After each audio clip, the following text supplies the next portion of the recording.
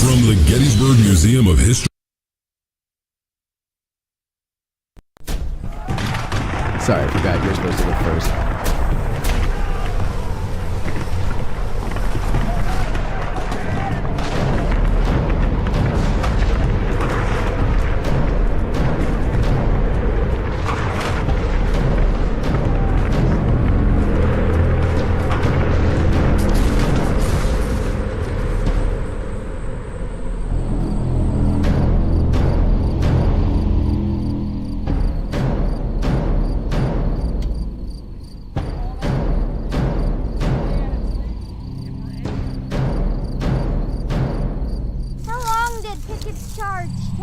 That's another great question. From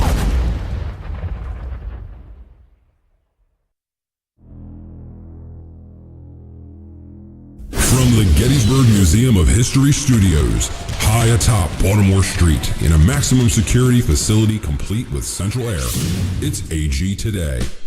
Hi, this is Matthew Leach. I played First Sergeant Talbot in Band of Brothers. Hi, this is licensed battlefield guide Paul Bailey. Hi, I'm Dale Fetzer. Hi, I'm John Rothman. Hi, this is Bo Brinkman. Hi, this is Anthony Bordner.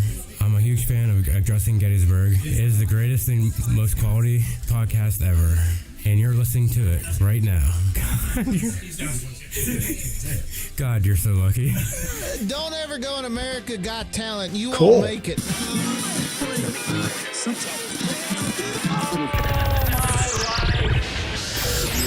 Did you say Lincoln? Never fight a pill, you boys. Never fight a pill. Don't give them 3rd fuel. Battalion, 3rd Marine Infantry Regiment. I could house that load. You're listening to Addressing Gettysburg today. Where did this idea come from?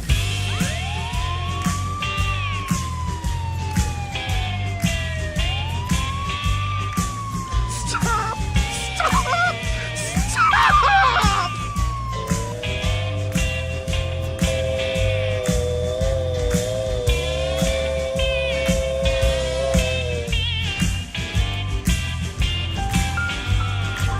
Hello, everybody, and welcome to this edition of Addressing Gettysburg Today. I am Matt, and I'm with Bethany, as I always am. Hello.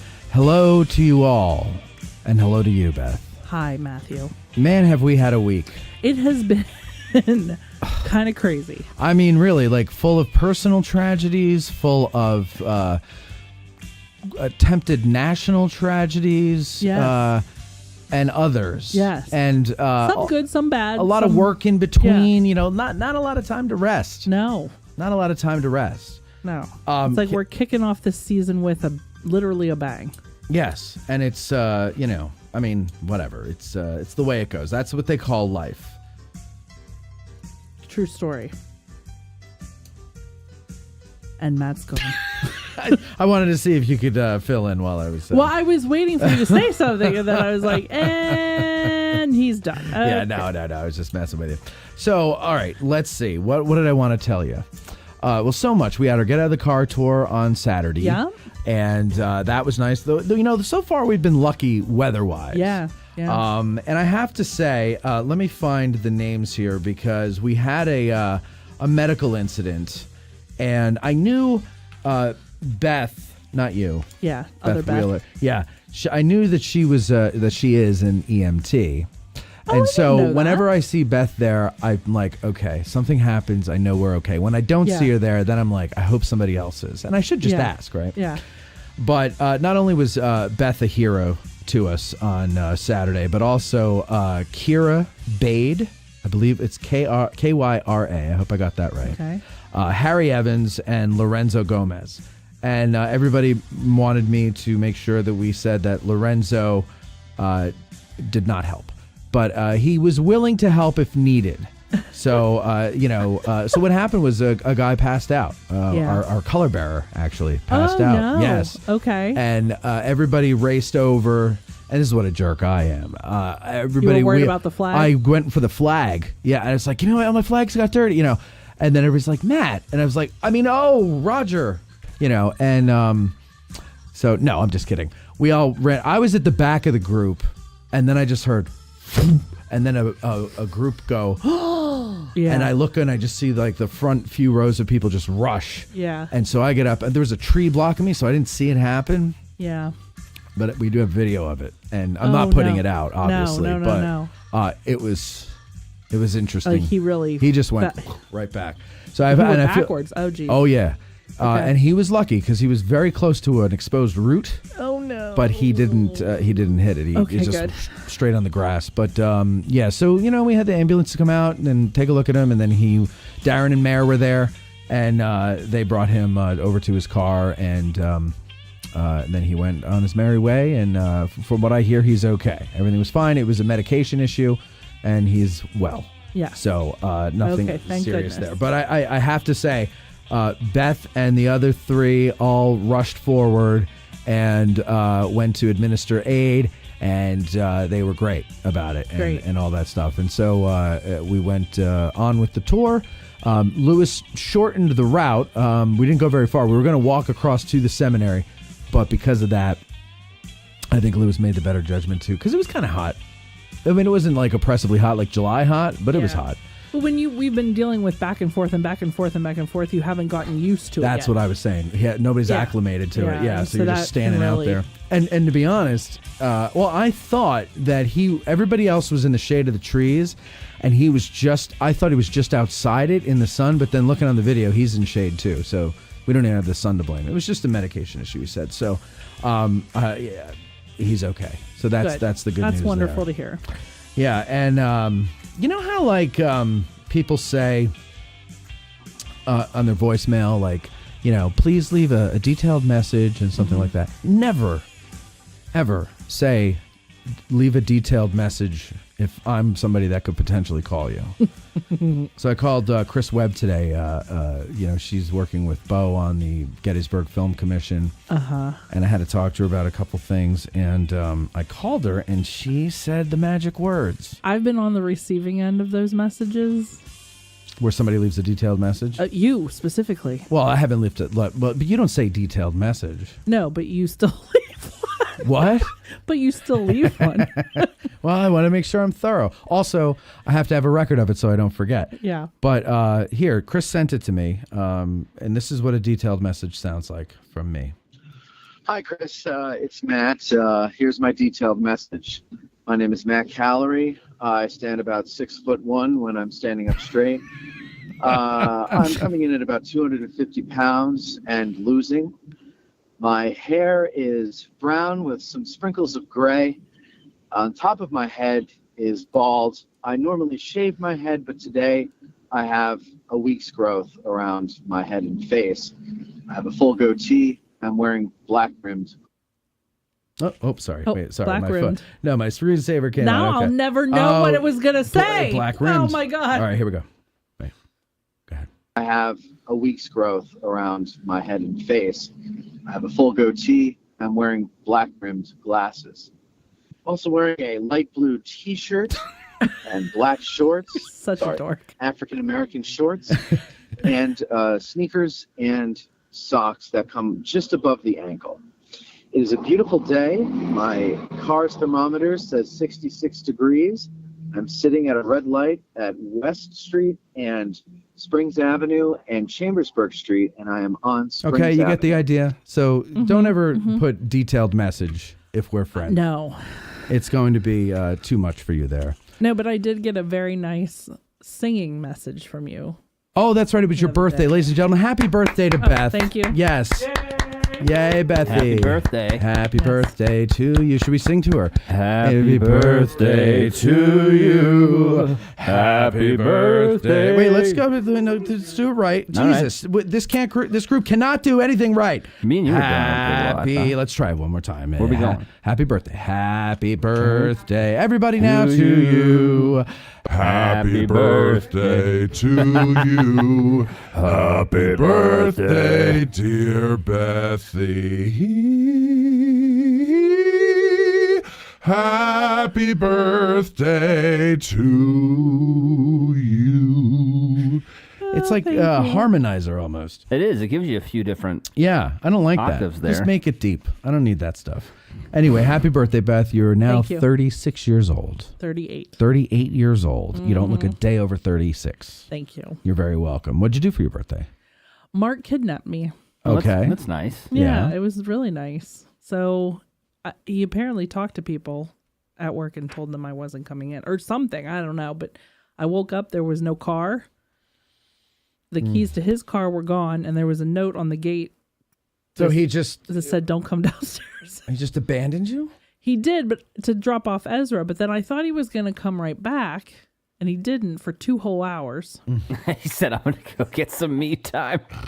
Well, no, he went to the grocery store, and then he came back, and he's like, "Why aren't you downstairs?" And I said, "There's a note that says don't come downstairs." And he said, "Oh, I forgot. I left. I got done what I wanted to get done, and I should have taken that down." Yeah. But when I got downstairs, my little gift was in one of Ezra's T-Rex's arms. The little arms. So like the little arms and like they were this. holding yeah. so I got this necklace. So. Oh, very nice. It's a Very cross. nice. Cross. Nice cross. Yeah. It's not a crucifix, so you're not Catholic. I am Catholic, but I... Oh, okay. Yeah. I don't know how that works. And, yeah, we had a nice day. And Good. then we went out. Ezra was at daycare, and we went out and we played tourist for the day. Oh, very nice. We actually went to all the little shops in town that we always say, we should go there sometime. Yeah, okay. And where did you go? So we went in pretty much everything down York Street. Okay. And then around the square. Did you go for the historian? I did. All right, very nice. And I bought a book. Oh, really? Yes, I did. What'd you buy? I bought a book about John Bell Hood. Ooh, that's a nice. good one. Yes. Yeah. And then we went around the circle, and then we went down Baltimore Street, mainly because I wanted to go to the chocolate place. Oh, yeah. And this pen Exploded all over your hand. Show the camera. exploded Show all everybody on the over camera. my hand. See that? Look at that, ladies and gentlemen. Unbelievable. Life is tough. It is tough. What happened, Beth? Tell us. It exploded on me. So I'm gonna Yeah. put that in. Oh, this pen did. I Yeah. thought you were going to say you were signing your credit card receipt in the pen. No, Well, that throw it pen in right the now. garbage. So We don't need it. Get it out of here. And then I made out Mark of my take me sight. for ice cream. It's a nice birthday. It was Very a nice. great birthday. And then when I got home and Ezra got home, he said, "Mommy, you're very snuggly. Can I please snuggle with Oh, you?" God. That's And wonderful. I was like, That's the best birthday present of all. that was the Yeah. bestest best. All right. Well, great. Great. Yeah. So it was Very a great good. day. Now, on Saturday, we had some people over. You guys all came over to the house for a little cookout and stuff. And We did. I saw Bethany imbibe alcohol for the first time ever. Get Yeah. out. That I've seen you. I don't know if you've ever No, drank I've before. had alcohol right? before, But you're but- not really someone who drinks. Cindy's a pusher. Cindy, really? Yeah. Cindy pushed it on you. kept Gave her- I going, just gave her a high five. "Don't you want another one of these?" And what were you drinking? I don't know. Moscow Mules? Oh, yeah. You Yeah, like it them? was- they were good. It tasted like ginger ale. Yeah, that's the trick. Yeah. Yeah, and then so you were drinking downing them actually, and that is not true. You climbed up on the counters. And then I'm pretty sure she fell at some point. You fell at one point. Yes, you did. You knocked over all the chairs. And remember when I was cooking, you knocked over all the chairs and almost burned everybody? No, that didn't happen. Mm-hmm. You were singing.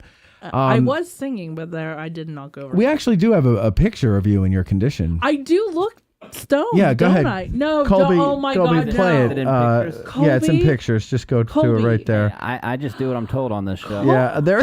Yeah, with Tommy. Yeah, that is yin and yang right there. I was half asleep. Leave me alone. I was not Bethany, drunk. that might be my favorite picture. It's like that. What's Tommy, that picture Tommy of the? looks, Tommy looks superimposed. He doesn't even look like. Yeah, I know. I put a filter on it. What is that famous picture of the farmer and his wife? Oh yeah. Like this is the modern American version American of Gothic. American Tommy Gothic. looks Yeah. like he's holding on to a six-pack. He looks by the plastic, you know. It looks like Beth is like, and so anyway, I said to him, forget it. And Tommy's like, get me out of here. Tommy's like, I just wanted to enjoy my beer. He's like every guy with a beard in a sitcom, you know. Yeah. Right, straight faced. Oh my God. That's embarrassing. Damn it, Bobby. How many did I have? I had 2. Sips. She had 2 sips. And that's the outcome? And that was the outcome. I don't know, Mr. Colby. You were squinty. Listen, oh, my God. I'm gonna be honest Colby with you. showed up tanked. Anytime there's a party, Taylor and I start at 8 in the morning. Yeah, exactly. Like, I could tell. You showed up ripped. You and know then what, though? what? when your wife comes in and she has this huge smile and goes, "Do you want to have morning cocktails?" How do you say no?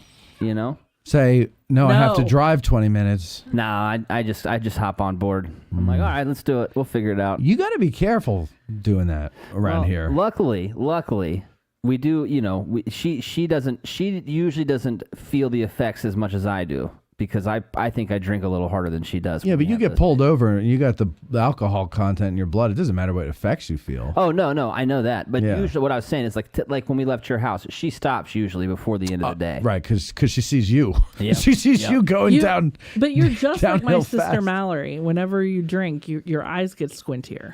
Yeah, did you get oh, yeah, Colby. Yeah, he's like, yeah, he was like, I'm like, how do you even see? Right. Well, it's tricky sometimes. Dude, those AI songs about me. I love them. I do love them. Yeah, he kept going, play those songs about me. Yeah. The best thing that I heard that day though was the meme video that you and I are in. Oh, Grant. So Grant's been making these. I love Grant, and I wish Grant lived up here because I would so make him work on the show with us for free. He makes these shorts out of every week's show. He's been doing this for a few weeks now, and they're hilarious. And he did one from last week where. Wait, is this real or is this a walk taller situation? No, this is actual. Now every godforsaken story now is going to be that, isn't it? I'm not going to ever believe you. You're again. like Pete. You and Pete. You're a bunch of. Pete and I are soul animals. Animals is right. So what is that when you have sisters? Your soul sisters. You and Pete. No. What is it? Spirit animals. Yeah. I don't even really believe that you have a successful podcast at this point. You know. Where do I find you? Are not alone. All right. Anyway, where are these? Instagram. I don't have Instagram. Yeah. Well, that's the problem.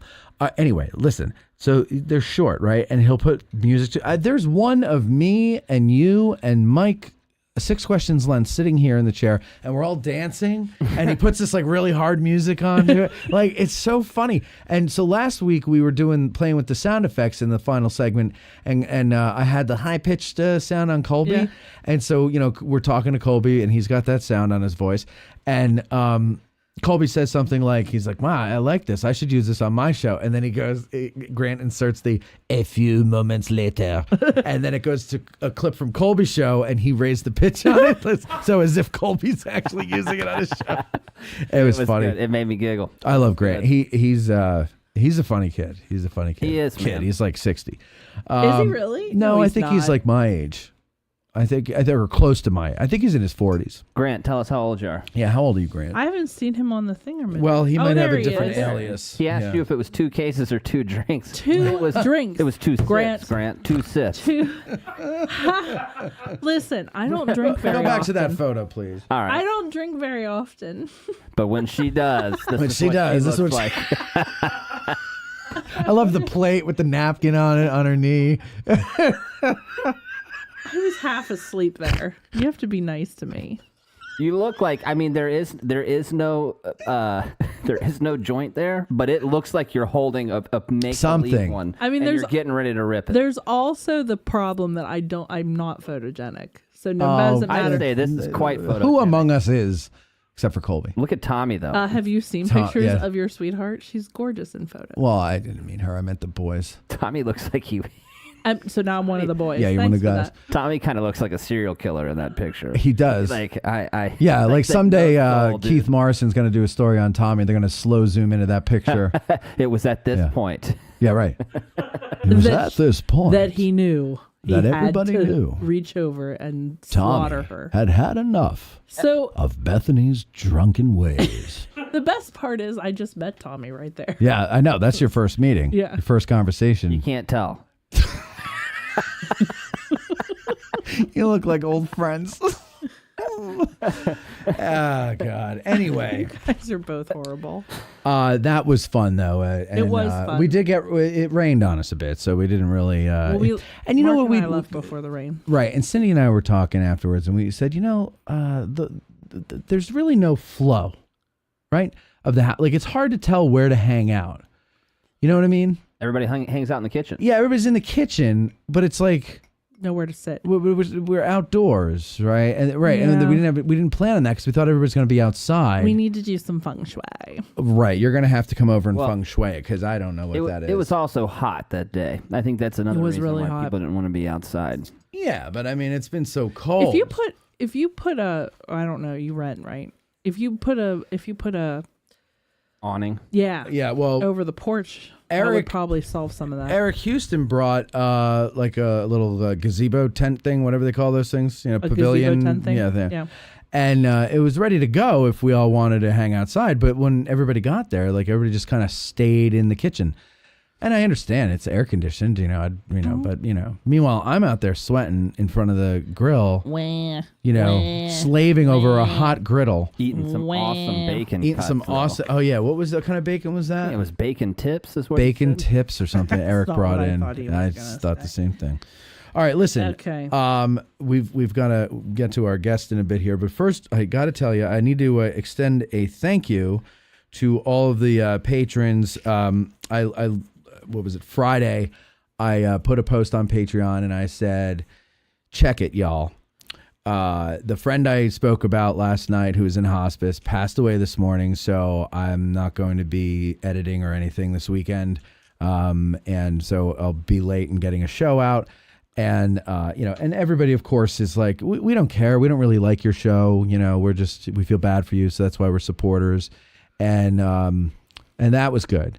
But that happened the next morning. My friend Tammy Reese passed away, and I've known her for 20 years, and we were very, very close friends. And her family was kind of like my surrogate family down here, because I've known them for so long. And when I moved back, I spent a lot of time over there.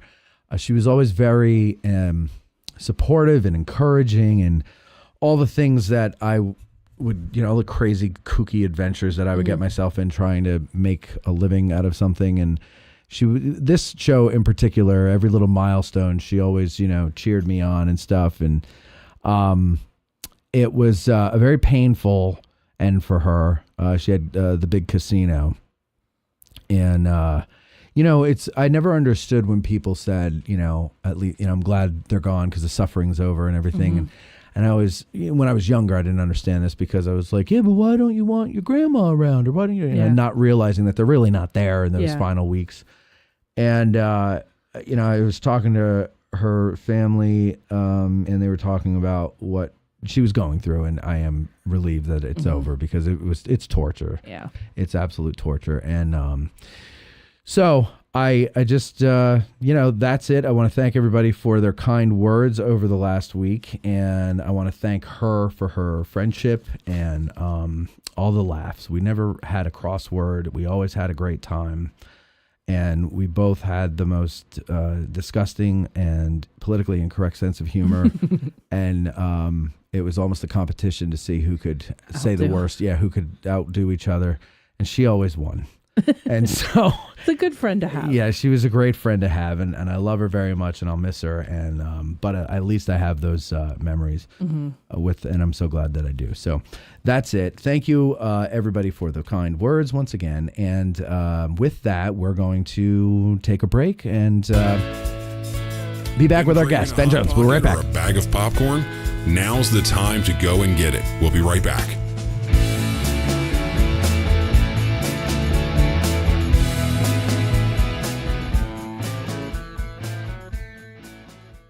Hey Gettys nerds, 2024 is shaping up to be a fun year for Addressing Gettysburg, and we want you to join us.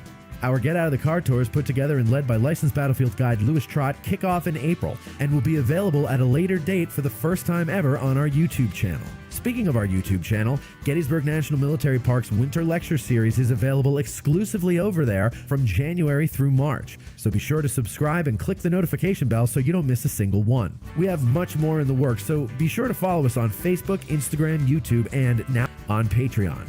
We hope to get to meet and spend time with many of you this year as we spread the word about the Battle of Gettysburg and the Civil War. Help us teach the masses that history is not boring.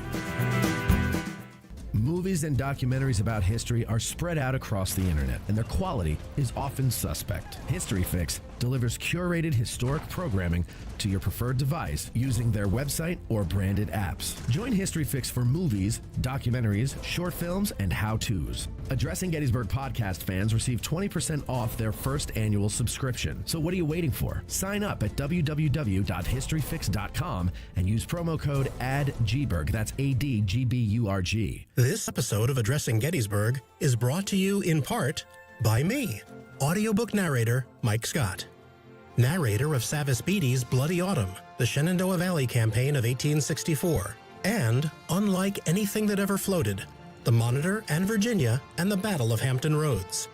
If you are an author or publisher interested in having your titles produced as audiobooks, or even just in learning more about the process, give me a shout. You can find my contact info on my website, MikeScottVoice.com. That's MikeScottVoice.com.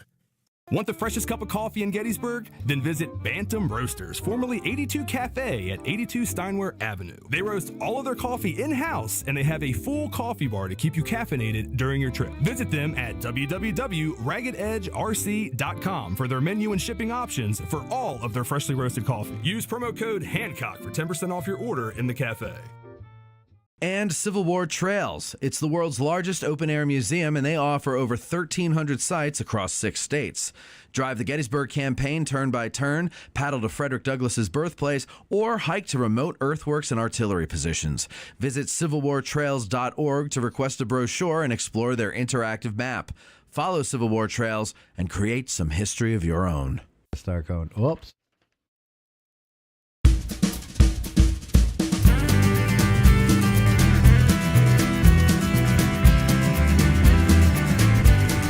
Gettysburg's first and premier podcast about living in and visiting Gettysburg has returned from that long commercial break. Thanks for sticking around. Here's Matt. Want some class? Gettysburg Brass, let's raise a glass. Gettysburg Brass, Gettysburg Brass Festival. All right. We are back with Ben Jones, who is he's the president of the Gettysburg Brass Band Festival, and was created in 1998 by a group including travel business community, the Gettysburg Times publisher, staff from Gettysburg College, National Park Service representatives, 2 drum corps aficionados, and the Gettysburg High School band director. The festival is now produced by volunteers making up the board of directors as well as the volunteer steering committee. I guess that's for the car. What? And they play a lead role in contracting bands, PR, logistics, fundraising, etc. Ben Jones, welcome to the show, sir. Thank you. Very good to have you. Yes. So 1998. Are you one of the founders, or? I was the band director who was part of a group that started it all. And you were just sitting around bored one day, and you said, "Hey, this would be fun." Well, no, Bob Wright, who was president of the board of the Travel Council, talked to me, and he said, "Hey, the travel folks like to have something happening every weekend in Gettysburg." And his kids were in my high school band. We had just done the Norfolk Azalea Festival, and his thought was, "Could we do that in Gettysburg?" I said, "Well, we're not in Norfolk, and I don't know if azaleas are big here or what." But so I introduced him to the person who managed the Azalea Festival, and he met with travel folks, and for whatever reason they decided something else should happen, and I told him about the Great American Brass Band Festival in Danville, Kentucky. Okay. And that seemed to work. So when somebody hears brass band, they don't necessarily know what that entails. It's not just like a marching band, for example. It could be a jazz band or anything, right? As long as there's brass instruments. Well, a brass band is based on the British tradition of brass bands. Okay. Which goes way back. Factory bands, mine bands, and they have held competitions for years. It's a big deal. Okay. It's kind of a change of pace from working in the mine. And, I'll say, a little bit. Yeah. So is there a type of music that is typically played in a traditional brass band, or is it whatever the heck they wanted to play? They play everything from jazz to pop and rock, and it's a misnomer with bands. People have this idea that all they do is play marches and and ragtime whatever, stuff. And they do that too. Yeah, but Dixieland. It's they adapt to the times. I mean, back in the day, the brass bands in the 1860s were the popular medium of the day with concerts in the park, and then you had the bands, here at the Battle of Gettysburg. And so they evolve, it's just, you got to move past that stigma of people who aren't in bands thinking, this is what they are, but it's cool. I went on YouTube before and I typed in Gettysburg Brass Band Festival, and there's some videos that came up, and it looks really cool. It is fun. I've never gone to one because you haven't? No. Why not? Well, I didn't know about it until last year, and it was. It's been going on since 1998. Yeah, but you got to understand. I have my head in the sand most of the time. I'm not aware of things, and typically I find out about them after the fact. Yeah, he only finds out about stuff now because Cindy tells him. Yeah. Thank God. Thank you, Cindy. Yeah. Yeah. That's exactly right. Yeah. I think you do it on the same weekend that the Civil War Institute has their summer conference, and we go and cover that. So I'm sequestered at the college all weekend. I would love to go, though, because some of the your spots, Yeah, I know. Next year I'll tell them, sorry, I got to go to the Brass Band Festival. I mean, I was one of them. I believe it's a Hanover group. Is it the Lancers? Yeah. And they had like the drum line and I mean, it was good. Yeah, they're all the ones in the area are really good. Yeah. I'm kind of bummed that I won't be able to go this weekend. But, well, actually, when does it start? It starts the 6th, right? It starts Wednesday the 5th. The 5th. We have, okay. Community band night with the Adams County Community Band. It's a mix of all the town bands around Gettysburg or Adams County, and Steve Marks from the college directs that, and they have a nice program. People love to play, so it's, people, it's after high school, they still get their horns out and play. Yeah. And the Generations Big Band plays, which used to be the Gettysburg Big Band. They changed their name to Generations Big Band, but it's still the same thing. So I remember them. We have a mix of a town band and now, a big band. Where does that take place? That takes place at the main stage at the seminary. Okay. It's a great stage area, great area to listen. We rent a 90 by 40 pavilion. The stage is permanent, covered, and the pavilion covers the area at the seminary that is not shaded. Yeah, there are some areas that are shaded, and most people would hit the shaded spots. So we rent this pavilion, bring them up close to the stage. Yeah. And and that's the 5th that you're going to be at the seminary? Yep. Okay. So that I can make. And I'm going to make that because that I loved what I was watching there, because I used to be, by the way, our friend back there, Cindy, she played trumpet back in high school, and she's looking for something to get into. You know what? Her friend Kara is a fabulous clarinet player, plays all the the symphonic band from the college. Oh, Caramilli, yeah. And so Cindy's going to get her trumpet out, get her chops back by next year. I'm telling you, Cindy, you need to bring that out of the garage, polish it up, get the spiders out of the spit valves, and and get practicing. Yeah, those you got to just keep on her. Those are the best people who play just because they love to play. Exactly. Don't worry about the bucks. So what about it's those like the of walk us, tallers. So what about those of us that are unmusical? What can we do to get more involved with? Well, you can bring your lawn chair. and listen. Yes, I can do that. We have beer Saturday. Beer on Saturday. That sounds You good. can send money. Mm-hmm. You know, it's and where would somebody do that? P.O. Box 3491, Gettysburg, PA. Or do you take Gettysburg donations Brass. at the event? We do. One of our volunteers made mailboxes, which are really donation boxes. Mm-hmm. So you know, it's fine if people slip in a $20 bill or $100 bill, Of course or it is. $1,000. Or a $1,000 check. Yeah, and you know what? We're always looking for somebody to endow the festival with a $1 million, you know, whatever. Yeah. That would be great. If you I'm looking find for that someone person- well yeah. endowed Yeah, too. aren't we all? If you find that person, can you let me know what their name is? Probably not. Oh, come on. Yeah, right. Yeah, you gotta keep that close to the vest. Well, you know, somebody like that probably has more than $1 million. Right. So they could send $1 million your way too. Thank you. Yeah, Oh, you're that'd be so nice. sweet. Yeah, Thank you. yeah, That'd be you nice. know, we That's great. like to Spread the wealth. Now, so you play trombone, tuba. Tuba. Yeah. Which And- all start with T's. That's right. That's Yes, why I was they so do. confused. Yep. Yeah, all right. So I know for brass instruments like that, you have to do a type of thing with your lips, right?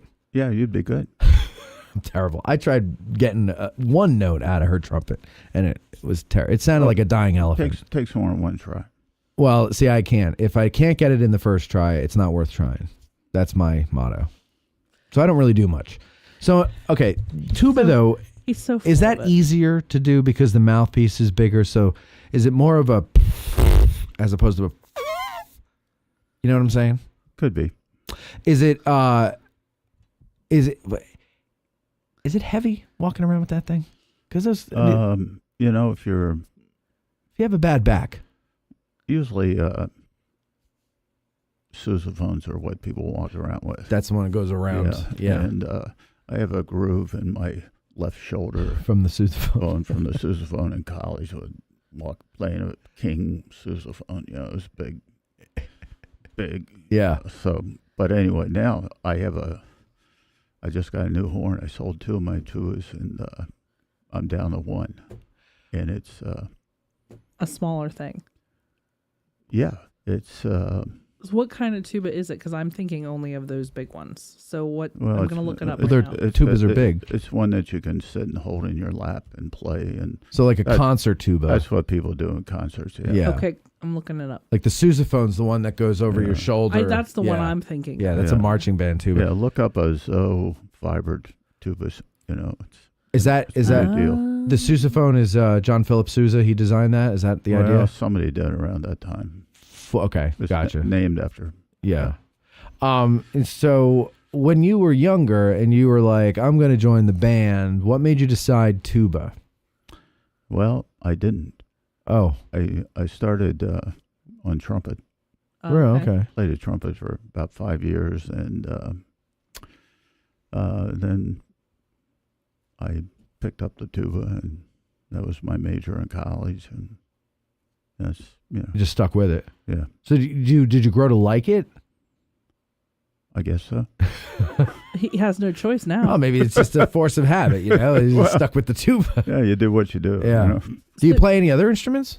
I started playing piano in 2nd grade. Okay. But, you know, my wife was a fabulous pianist, so that You don't go That's near her- that. I don't go Well. there now. You know, so. Yeah. Did you teach music? Yep. You did? Yeah. How long? 35 years in 35 Adams County. years. Nice. 7 years, 20 days in Upper Adams, and the rest in Gettysburg. Very good. So you were the band director. I was a band director. But don't you ever feel like at a school, at a high school, there's always the band director? Not if it's a small school. Depends on your ego. I would just call myself that regardless. I must have a really big ego. Yeah, you do. Do I? Yeah, oh my God. Yeah, I don't know you that well. I do. And it's a tremendous ego. No, you don't. Oh. You don't really have a biggie. Between a tuba and a French horn, kind of? Yeah, trombone, tuba and trombone. Yeah, okay. In okay. between. All right. And do we have the dates for that? It's always the second Friday in December. Second Friday. So that would So be. you know what? This coming year, I hate to say the day, it's Friday the 13th. Oh no. Okay, Friday, So- December We're screwed. 13th. This And is- it's I usually definitely in the have to go to this one. evening. Yeah, it's 7 o'clock. Yeah. And it's the best deal because it lasts for 30 minutes. And it's a lot of fun too. I mean, it draws a big crowd. Yeah. Yeah. And it's all Christmas carols and stuff, and everybody's feeling festive. And and you said that you wear goofy Christmas hats. Well, I wear a Santa hat. Other people dress up. They decorate their tubas. Mm-hmm. It's really It's fun fun. time, and the crowd is huge. It's Don't that's don't one tell of my the don't tell the favorite borough, but Yeah, I because think they don't know. probably know. And you do it at the hotel, right out in front of the hotel. Front of the Gettysburg Hotel. Folks are great. They make hot chocolate, and Destination Gettysburg folks hand out the hot chocolate, and we have buttons. People want to make a donation, they can have a button and pays for the buttons. I mean, this is another volunteer thing, and Yeah. but some people collect buttons, and someday they might be worth money on eBay. Sure, you never know. Like the Yeah. I Like Ike buttons. Yeah. So the festival coming up here in a couple weeks, how many people are on the team? I know it's all volunteer. So Yeah. how many people are on your team? All that is put together by how many Well, people? the basic team is 9 people. That's it? Yeah. Yeah, because it's all over town, right? It's not just at one spot. Yeah, Friday night is bands in the borough, and it's a lot. There's a lot going on. Small groups. The Lancers play at the Heritage Center in ABC Friday night. My group plays at the Dobbin House patio. We have a jazz group on the square. Four Scores sponsoring a brass quintet, Imperial Brass Quintet from New Jersey. Nice. And Jersey. The Annabelle Marine Band plays at Mr. G's. That's a period band. You've seen them around. And, God, did I miss anybody? Well, there's a schedule people can check, I'm sure. Sure. Gettysburg Brass Band. Well, I got it. Festival. Oh, I got it right here, ladies and gentlemen. I've got the That's schedule. Cindy. She put the schedule right next to where you needed it. Yeah. I think, Great. Let's see here. So Wednesday, June 5th, community band nights, like you said. So we've got Adams County Community Band at 6:30. 7:30 is Generations Big Band that used to be the Gettysburg Big Band, right? Yep. I used to go watch them play at the American Legion. Oh, yeah. Yeah. Yeah. That was really great. cool. I loved it. Dance? No. I would just I would just go and listen. I'm more about the music. I'm not a big dancer. Let's see. Then Thursday, June 6th, 8 a.m. Tuba Open Benefit Golf Tournament. Yeah, it's great. Carroll Valley Golf. That's pretty cool. We have 100 golfers signed up. Really? That's awesome. Yeah. Well, this is a big thing. This is a huge thing for only 9 people. I got to start. And they're all volunteer. But we have other volunteers, like, there's a tuba open committee. Buzz has people helping with the alfresco jazz night. Thursday is bring in donations day. Yeah. Help pay for it day. Yeah.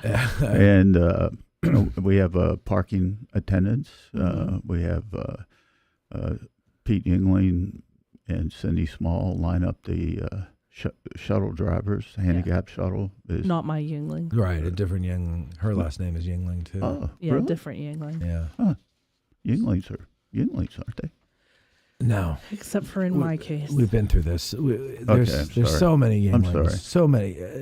And it's YN or YUE. It's, Well, Chet Schultz, lines up the parking volunteers. The Lions Club has a food stand Saturday and Sunday, so we have Lions volunteers Saturday, and Ken Vanderhout is the headline, and we have other volunteers. Joe Denali lines up some volunteers on Sunday to serve the food. Ken is the chief, kitchen manager. Chief food guy. Yeah. Let's see. So the Friday 7th, bands in the borough. 6 to 8 p.m., Gettysburg Brass Steinway Avenue, Dobbin House patio. 7 p.m., Lancers and at the Heritage Center. 7 to 9, 3 Fathoms Jazz, Lincoln Square Arts Oasis stage. Where's that? Is that That's that thing in front of the bank. It's on Lincoln Square. I didn't know that was called the Arts. So it's on Lincoln Square. Thank you, Ben. At 8 p.m., Antebellum Marine Band, like you said, Mr. G's. Saturday. Pardon me. I missed on that schedule. I missed the Imperial Brass Quintetto 4 score. No, you got that one. Oh, I did? New Jersey. Okay. Yep. All right. We have, I'll just tell you, I won't give you the times. I'll just tell you all the things that you could see. Saturday's the big day. It starts at 12 noon, goes to 7 p.m. Let's see. You got the Benfield Brass Band, the Chesapeake Silver Cornet Band, Dublin Silver Band, Wise Guys, Atlantic Brass Band out of New Jersey, Syracuse University Brass Ensemble, Rockville Brass Band out of Maryland, and the Imperial Brass Band in New Jersey, June 8th. Special events, noon to 8 o'clock, International Knitting Day, the Gettysburg Knitters. Yep, great group. These ladies. Like knitting, like with yarn? Yeah. What do they do? What else would they do? They knit.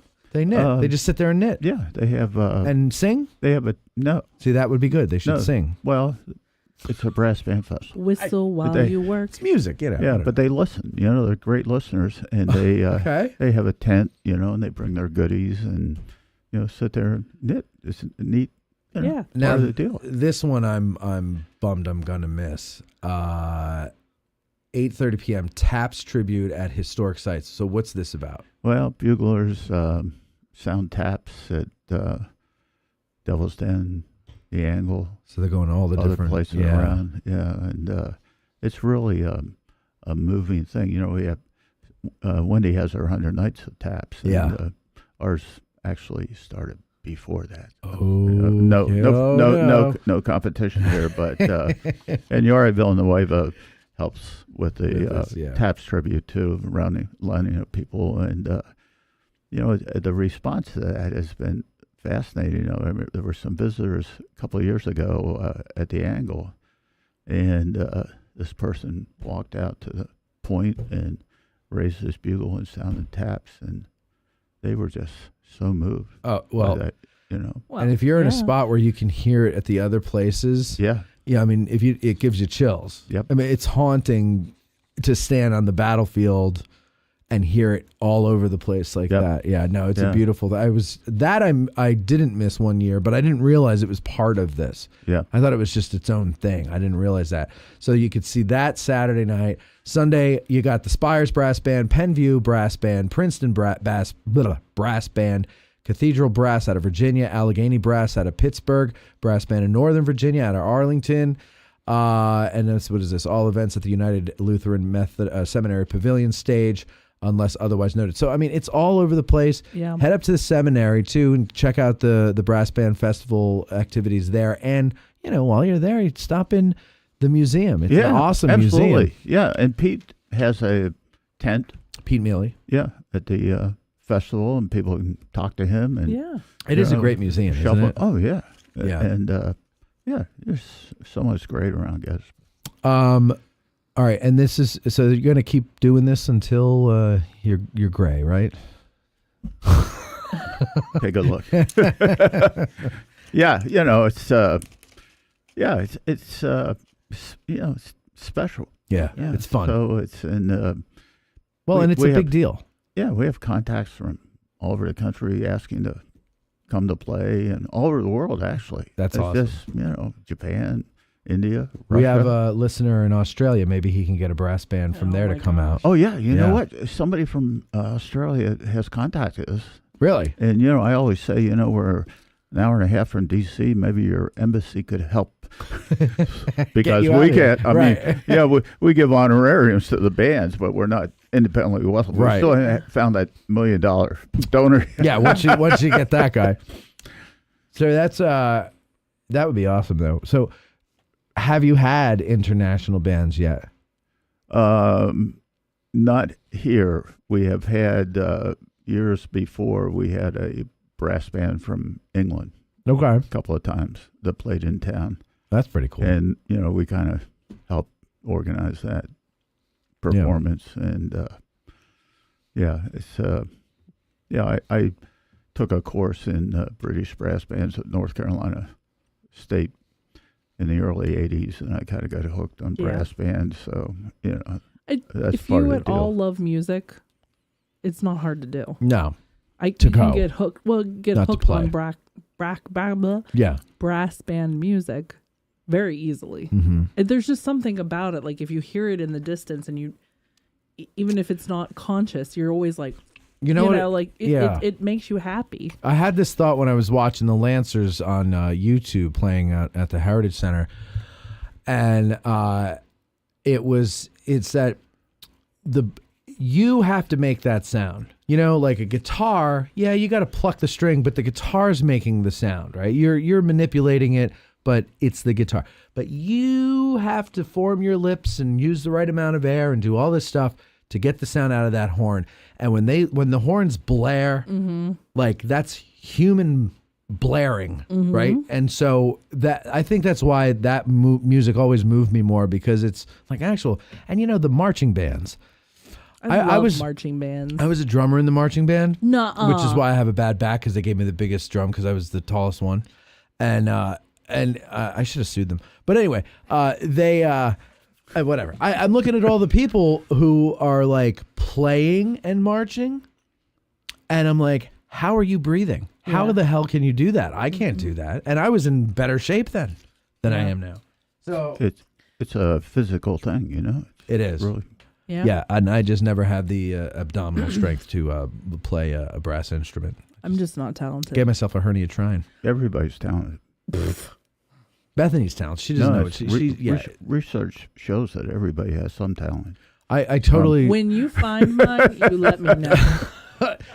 No, I agree with Ben. It's true. Everybody has a talent. It's just the difference is whether you recognize it and believe you could do something with it. Yeah. But everybody's got one. If you whatever it was that your parents and teachers crushed in you as a child that you enjoyed doing most is somewhat related to, if not your talent. So think back, and that's what you got to start with. Yeah, parents support you, and you have a teacher who can pick it out. I mean, everybody's different talent levels, but everybody has some talent. Well, nothing comes not to everybody's mind. Jimi Hendrix. I'm just saying that, like, you've got some kind of talent. Okay. You just have to find it. We'll find it. Yeah. At 38, you think I would have already. Well, maybe you probably ought to go back 38 years, and it was there, and you just needed to know it. When you were 38 years ago. That's what I'm saying. I guess. Yeah. We'll find it. No, it's there. It's there. Now I have an Maybe unrelated what you question. should do is talk to the Gettysburg knitters. Maybe you can knit. I could totally knit. Yeah, but you like music, so that's I good. love music. Yeah. Love music. Maybe you could dance. That's important. Yeah. As a musician, what is your favorite piece to play? Good question. Oh, God. Why don't you narrow it down to a Christmas song? A Christmas song? Favorite Christmas song to play? Oh, that's a good question. Because otherwise it's too broad, We'll be hearing. My favorite Christmas song now is Mary, Did You Know? To play? Well, my group has an arrangement of it. Really? I don't know if I've ever heard it. I know the that name, way. but I don't remember the song. I couldn't sing it for you either right now. It's a beautiful song. No, I don't know. But I've never heard it in an arrangement. Oh, is it Mary, Did You Know? Yeah. Okay, Yeah. okay. I do know. Yeah, vaguely I know that song. Yeah, that's, a little beyond Silent Night. Right. Whatever. But, my group has a Christmas book we play for the Christmas festival, a couple of places, and that's one of the tunes we play. Awesome.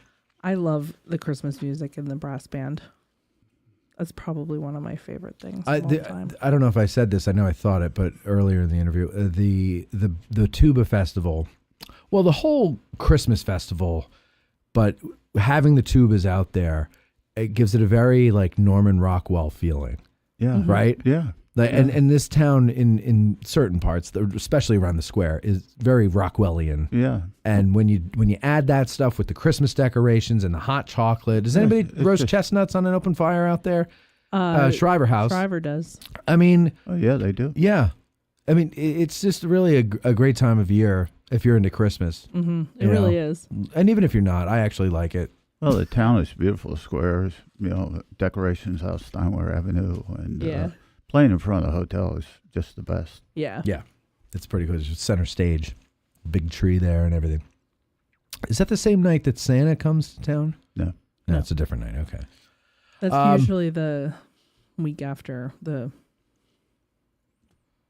Saturday after Thanksgiving. Thank you. I almost said Easter. I was like, amazing. that's a completely it's amazing different I pulled holiday. that out. Thanks. It's the Gettysburg Brass Band Festival. It's the 27th annual Gettysburg Brass Band Festival. It's June 5th through the 9th. It's at various locations throughout Gettysburg, with the majority being held at the Seminary Pavilion stage, 61 Seminary Ridge. And you got to contact them if you need to, GettysburgBrassBandFestival.com. Ben Jones, sir, thank you very much. It was nice to meet you. Thank you. Thank you for coming and putting up with our insanity. Great talking to you. Thank you so much. You're very welcome. And we will be right back, ladies and gents, after these words.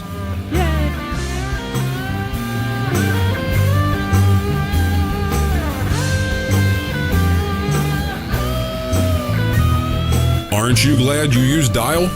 We are too. We'll be right back.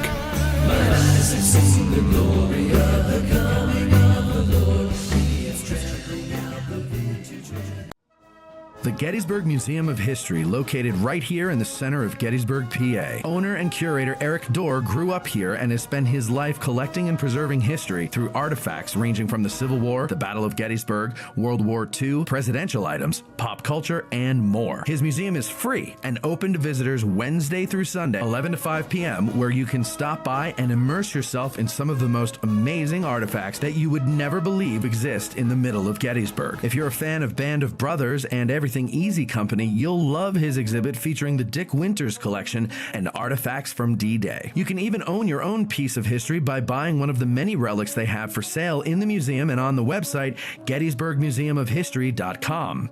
The Gettysburg Museum of History is a non-profit 501c3 organization with a foundation that allows all purchases and donations to keep the museum operating and open free of charge.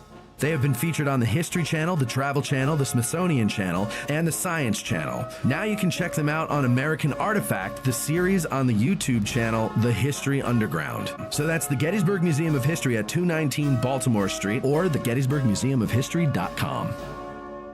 Who can forget the sounds of the 60s? The 1860s.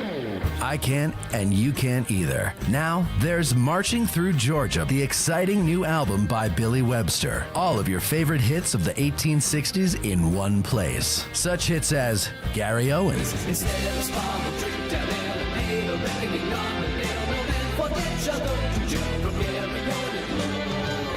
The Battle Hymn of the Republic,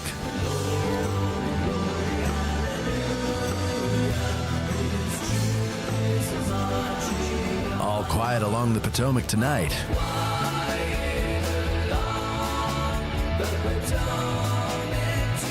Marching Through Georgia, and much, much more. So what are you waiting for? Go to billysongs.com and order your digital download of Billy Webster's Marching Through Georgia today. That's billysongs.com.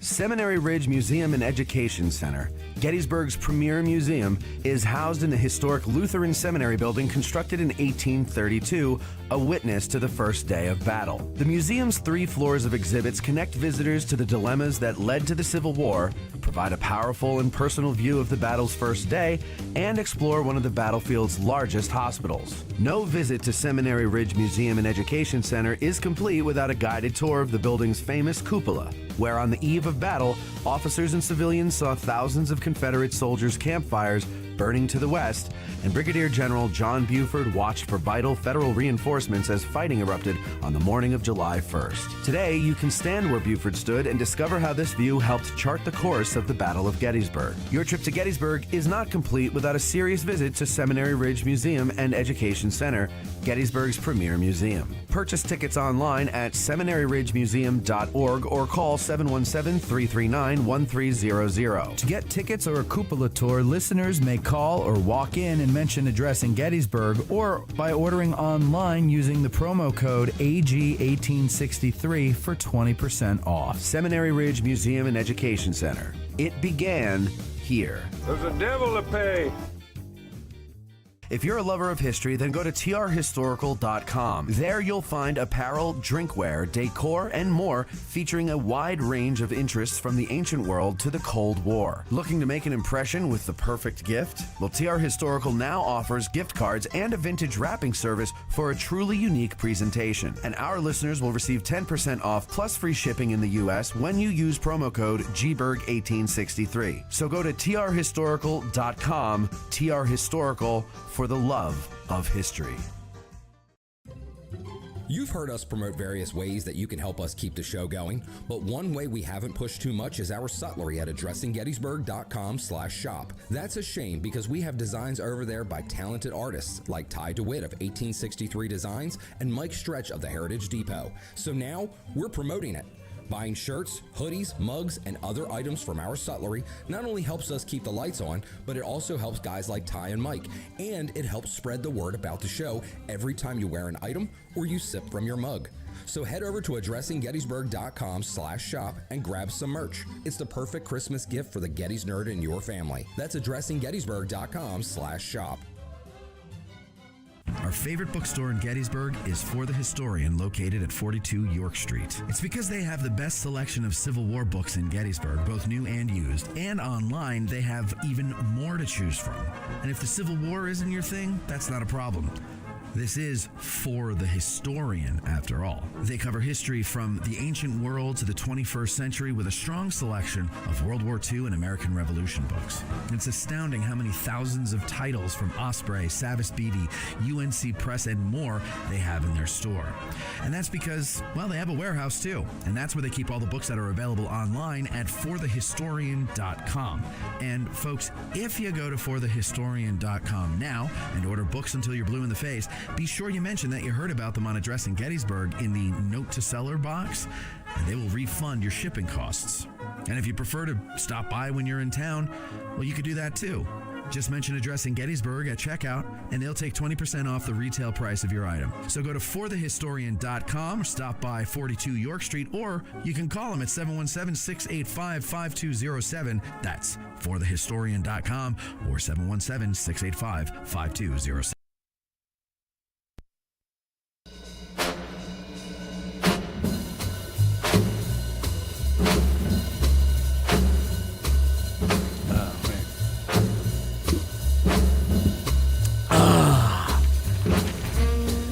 Oh, you know, Beth.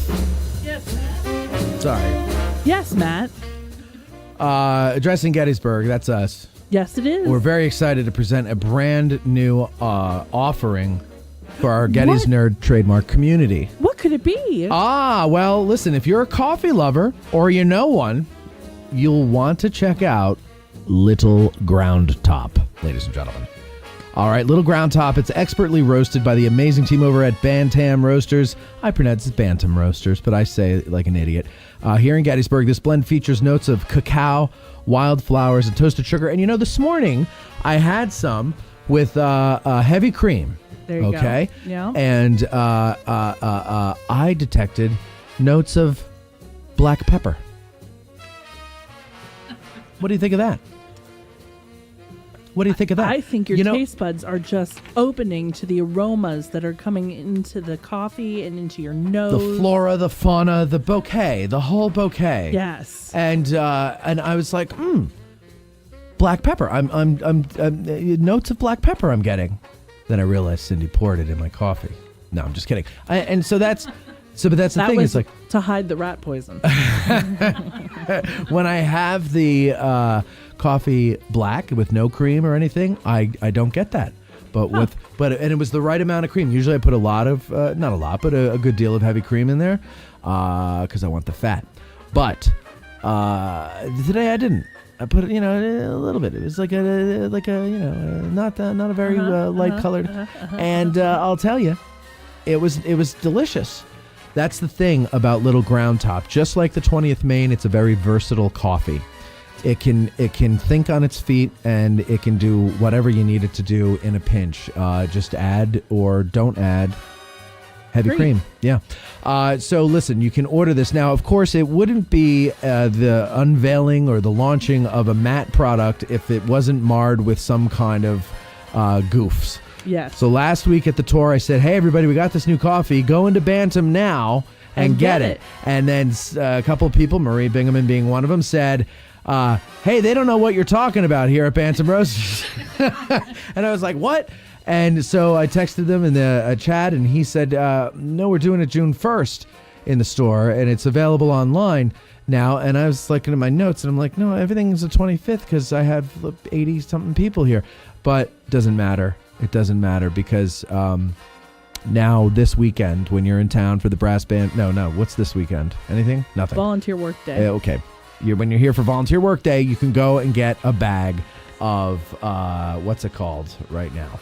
So you can go and do that. Little ground top. And you get a bag, get 2 bags. Whatever. Just grab your bag. All right. addressinggettysburg.com/cafe is how you can get it online if you can't get to town, or you can go into Bantam Roasters, pick up a bag at your next during your next visit here to Gettysburg. That's addressinggettysburg.com/cafe, or at Bantam Roasters at 82 Steinware Avenue here in the burg of Gettys. Little ground top, delicious. That's the tag. That's the tag. Yeah. I like it. Hey, the studio line costs us money, so use it. Call 717-420-1978 to join the discussion, ask a question, or whatever. Just stop us from wasting money on the damn phone line. Oh, we're back.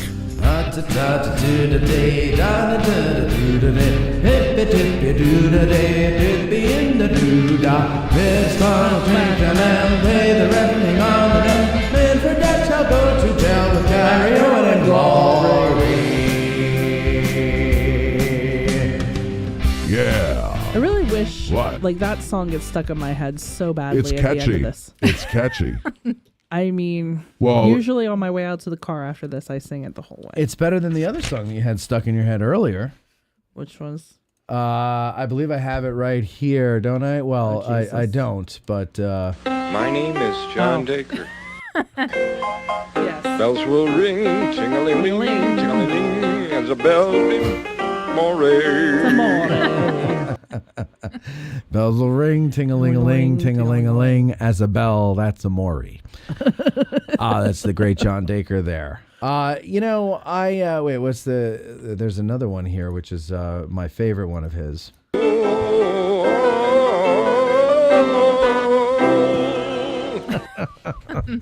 Everybody at home's like, what the hell is that from? Just after the show, go into the search here on YouTube and type in John Dacre, Daker. Sit back, relax, and enjoy the music. I got an email here that I wanted to read. I haven't read listener emails in a while, and I keep them all compiled, and I never print them out and read them because we never really have the time for it, but here we do. It's just one. Matt, Dave, and Eric. Thank you guys so much for your amazing podcast. I'm a truck driver in Florida and listening to you guys every night. Sometimes it's a show from 3 years ago or some from a month ago. Charlie is my favorite. His Pittsburgh accent reminds me of growing up in Pittsburgh and all my friends and family. My knowledge of the Civil War in Gettysburg has grown so much because of your podcast. I actually feel like I can hold my own hold my own if a conversation about Gettysburg ever comes up. It hasn't yet, but who knows? I'm waiting patiently. I was up there deer hunting the last 2 years and stopped into Eric's Museum both times. What an amazing place. Thanks again. Keep up the great work. Including the humor, maybe a show dedicated to all the PA regiments involved in Gettysburg and what area of PA they originated from and who commanded them, ? Thanks, Todd Walker. Well, Todd, that would be a momentous, that would have to be like a series of shows, I think, because there's a lot of Pennsylvania units here. And but that is an interesting one to do. By the way, speaking of shows about states over on Patreon, if you're a first lieutenant, you'll get to watch the recording session. I think it's in a few weeks. The great West Virginia historian Cameron Mallow is going to come in and talk about West Virginia at Gettysburg. I've said to him, Cameron, you want to be taken seriously as a historian? Here we go. You're going to come on and you're going to do this show. And he's like, all right. Do you want to get into the Confederates too? And I said, nope. I just want to get into regiments, because in the Confederacy they were western counties of Virginia that were in companies and stuff, and not quite West Virginia per se. I said, no, West Virginia. They didn't consider West Virginia, not Western Virginia, and there you go. And so he sent in this little preview of what we're going to do here. Averell his men elegantly. All right, and so there we go.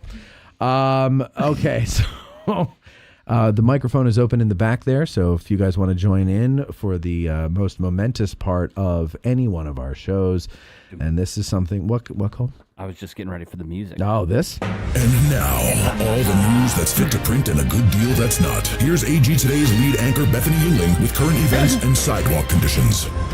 A suspicious package was discovered at the front door of the Gettysburg National Military Park. Life flight dispatched to the Pennsylvania Memorial in the park on Tuesday. Quite an end to a hectic day in Gettysburg. Addressing Gettysburg reaches 3 million total downloads, and the business network surpasses 200.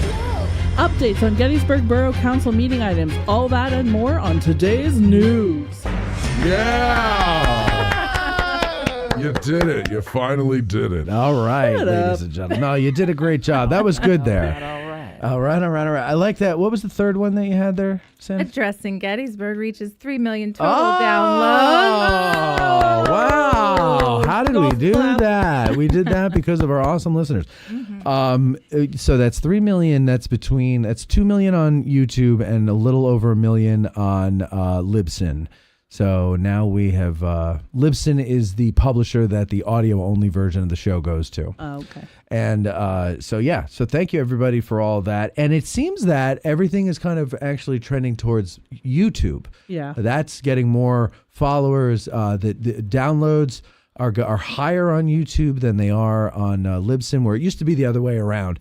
So Libsyn's the same, but it's been surpassed by YouTube, which is nice. I think that a lot of people, content creators, are finding that though YouTube seems to be really taking off. I think it's the number one search engine, more than Google. People go to YouTube first because it's like, you think about it, like, for example, I've been doing the carnivore thing and I need recipes. So I go on YouTube and I'm like, carnivore recipe for skirt steak or whatever, and then I find it there. Or when I got my griddle, how to season your griddle, all this stuff right there. So YouTube is unfortunately where everybody is. Yeah. So all right, well, go ahead. You got news. Let's hear it. No, don't all jump on me at once here. So I think we need to talk first about the package at the MDC. Definitely. Yes, this is the hot news of the week. It is the hot news of the week. I'll tell you, I first learned about it because I think 6 questions. You texted me, if I'm not mistaken, and you said visitor center closed or something like that. Is there a baby back there? What was that? It's just some idle chit chat. Is that what was that noise? Is it idle chit chat?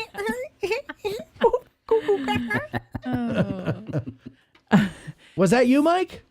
No. I mean, you texted me, right, about the visitor center being closed? Yeah, I did. Yeah, and that was the first I heard of it. And I was like, I don't know. So I texted 2 of my sources deep within, the Park Service and the foundation. I'm not going to name names. And I said, why is the visitor center closed? One of them said, it is. The other one said, suspicious package. And I was like, uh-oh, what's that about? And that was all this person knew at the time.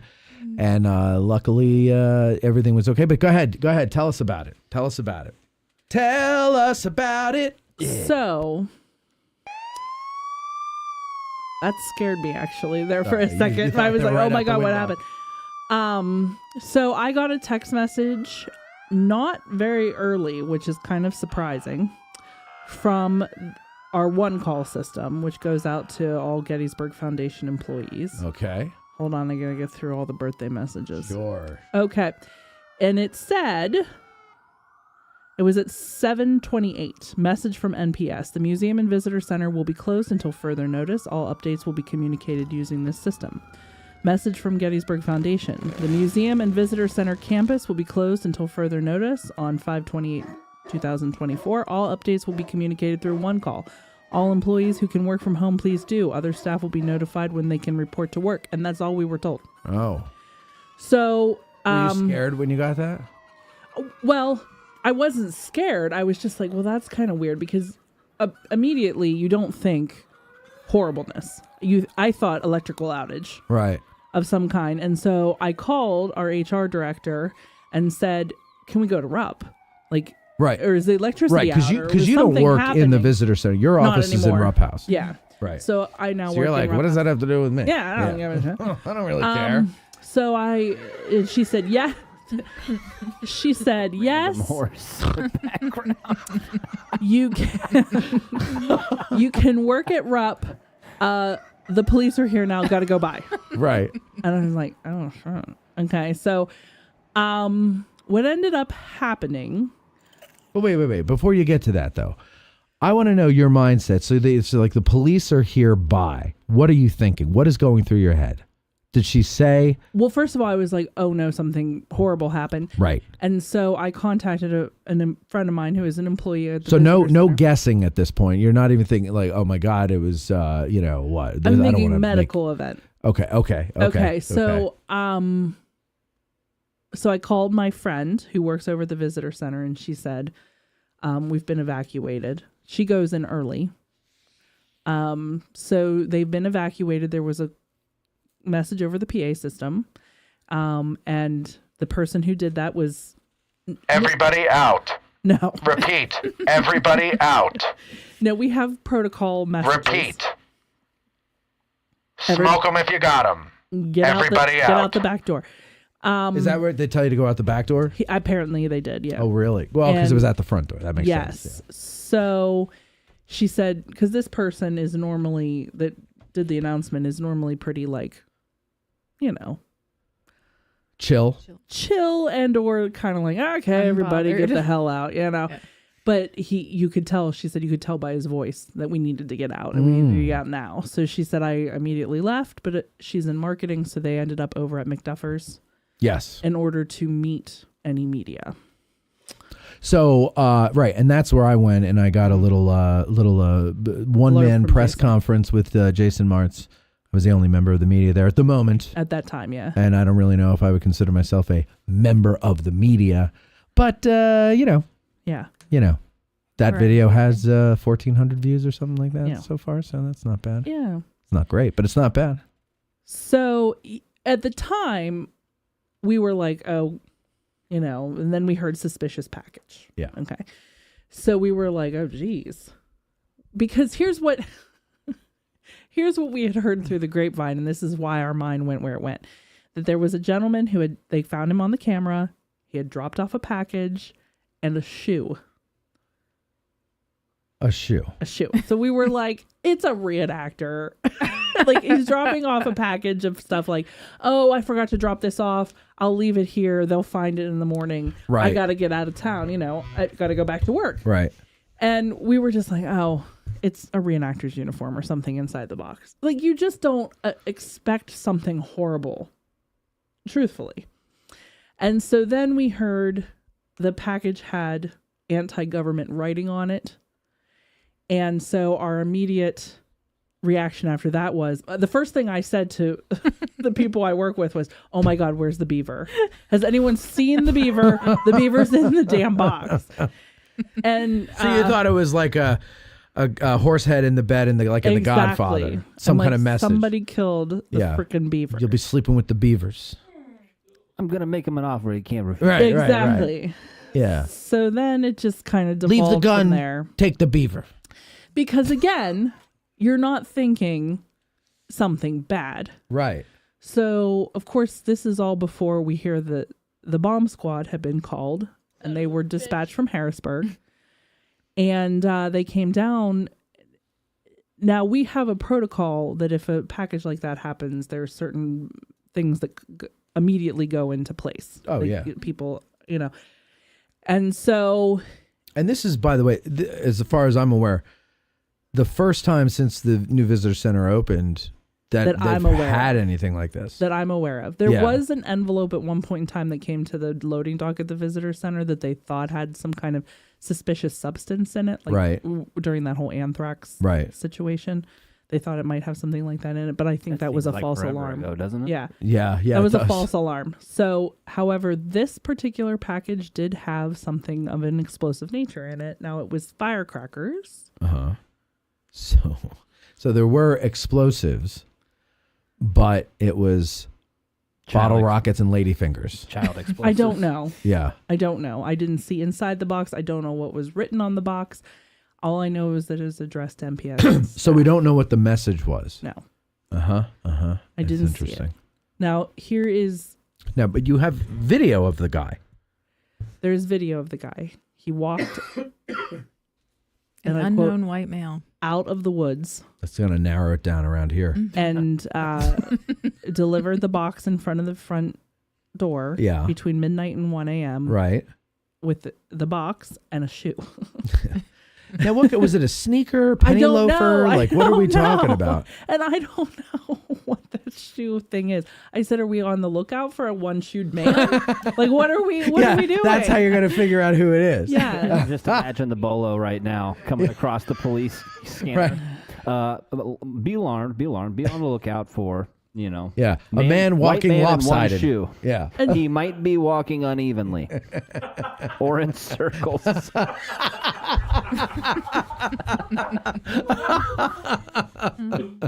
funny. But I do, but I do feel bad because, well, here's the good part. So last summer we had an incident at the visitor center where it was announced over the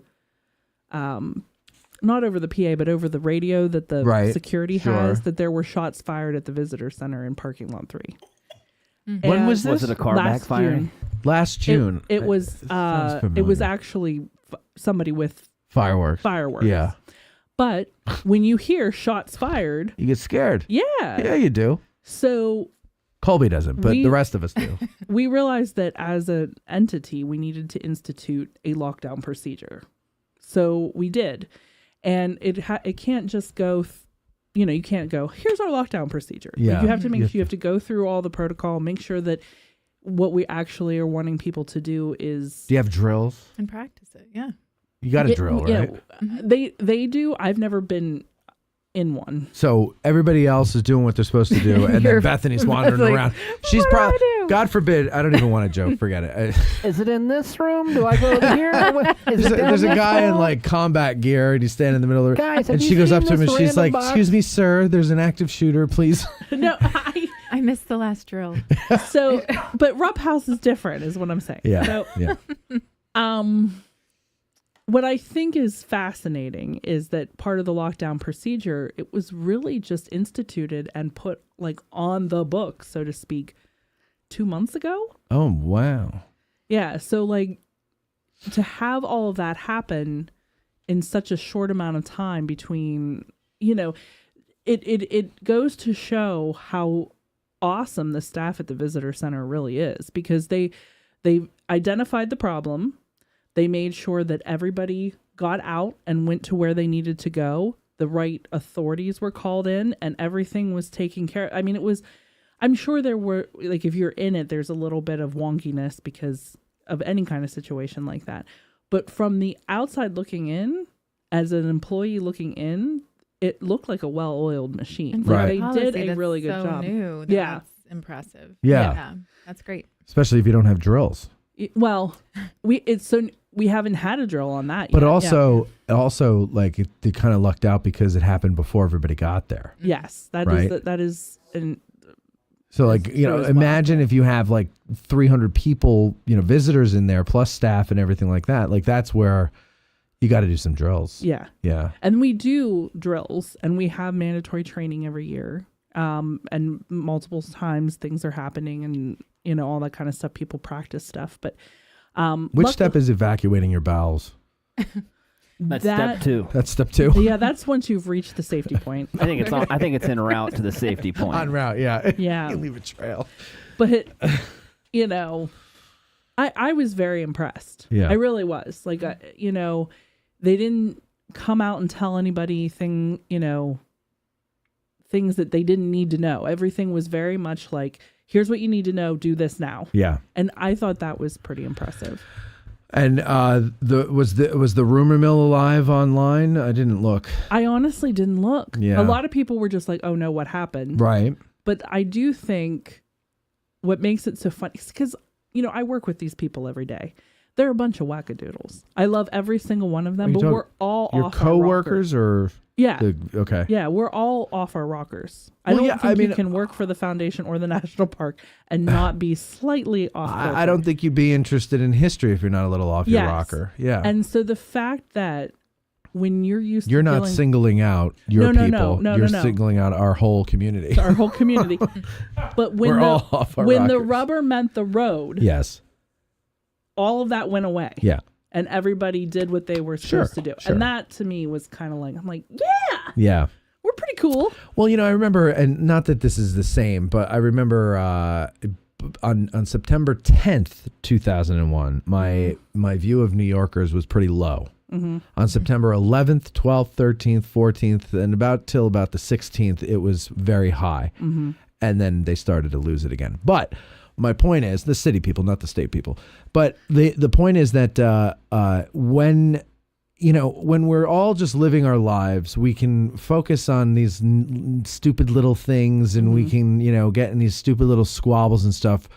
But when there's a situation, when there's a tragedy, whatever you want to call it, people just know. Most people know how to behave, and they know. And if you don't know what you're supposed to do, to shut up and just listen to somebody who sounds like they know what they're talking about. Yeah. And get the hell away and just do whatever. So it's good to see that people can. And the work at Rupp House just continued per usual. Yeah. You know what I mean? Like you guys were having a party. You didn't even care that your coworkers were scared. We did. And they locked down the whole campus too. You couldn't get in. If you were there, you couldn't leave.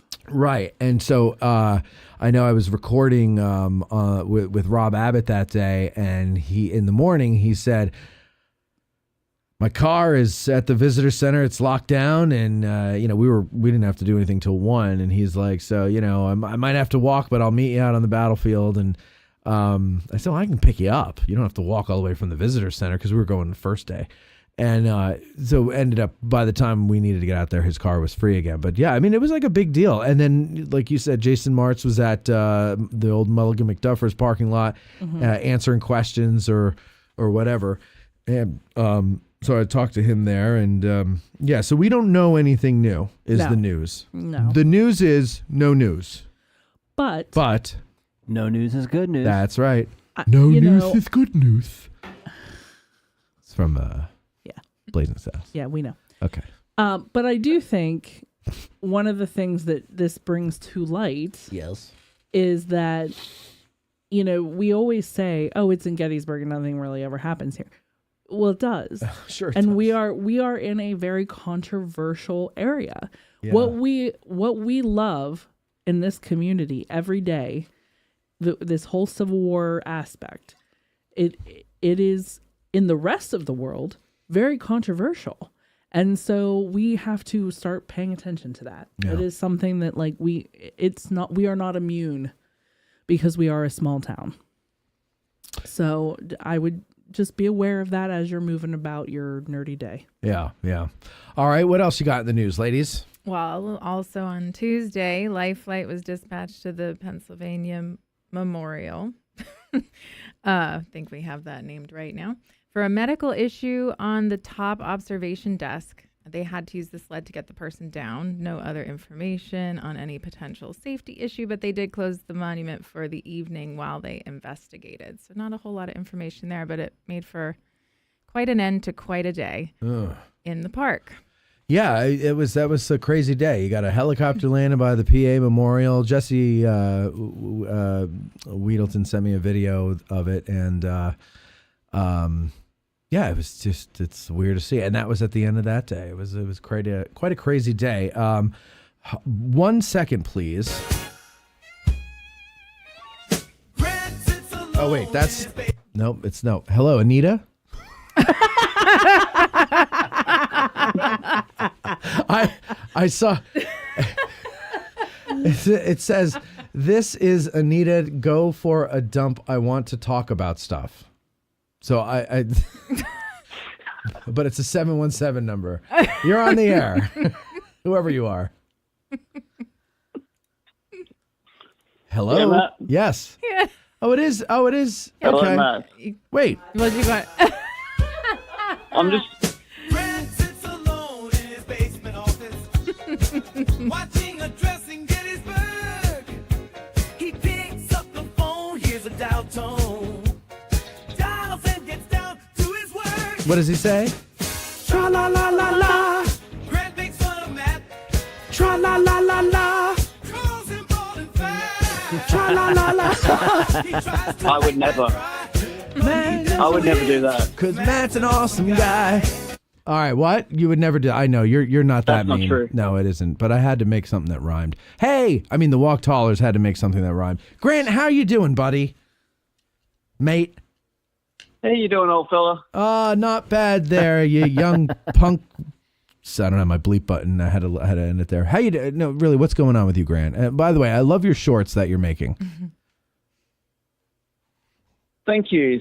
It's great to see that you recognize genius like that. Well, if that's what Australians call genius, then yes, that's what it is. Genius recognizes genius. That's true. Thank you, Colby. Grant, you actually are a videographer, my right? purpose here- Grant, I'm talking, Grant. I'm talking. You're actually a videographer, Okay. correct? This is not. Don't be long-winded now. Grant, Don't be long-winded now. I'm trying to just ask you a simple question, sir. Are you a videographer in real life? Okay, ma'am. Yes, I'm learning, but not as talented as you. Of course not. Is that how you make your living? Well, that's part of it. I do a lot of different things for events. Okay. No, I'm just trying to get an idea. I'm not setting you up for a joke. All right, go ahead, Grant. What is your shtick today? I know all positivity this time. Insult-free call this one. Whoa. I need a song that says, hell's frozen over or something like that. All right, go ahead. What is the insult-free thing that you want to say? I just wanted to congratulate you on the whole 3 million thing. I think it's very great, which is the whole show and everything. Thank you. And that, and that all these people keep coming back each week for free somehow. I don't know how that works, but good for them. Yeah. Right. And but I think this, in my own personal life, this show has really helped me in bad times. So I'm really thankful for the show. That's all. Is that? Wait, hold on. Wait for the punchline, guys. Wait for the punchline. Go ahead, Grant. I'm here with the rim shot. And I'm glad that I'm glad that Bethany is sobered up. Let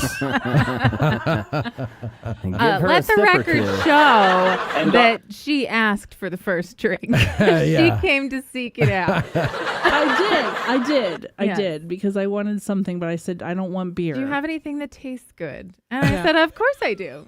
Yeah. I just don't want Then beer. she started swaying, and we were all like, "Oh no, it's over! It's over for Beth." I tried to make her one of my Moscow No, and mules. I told her no. No, Colby's are lethal. Said Yeah. Yeah. Yeah, I had a sip of that, and that almost killed me.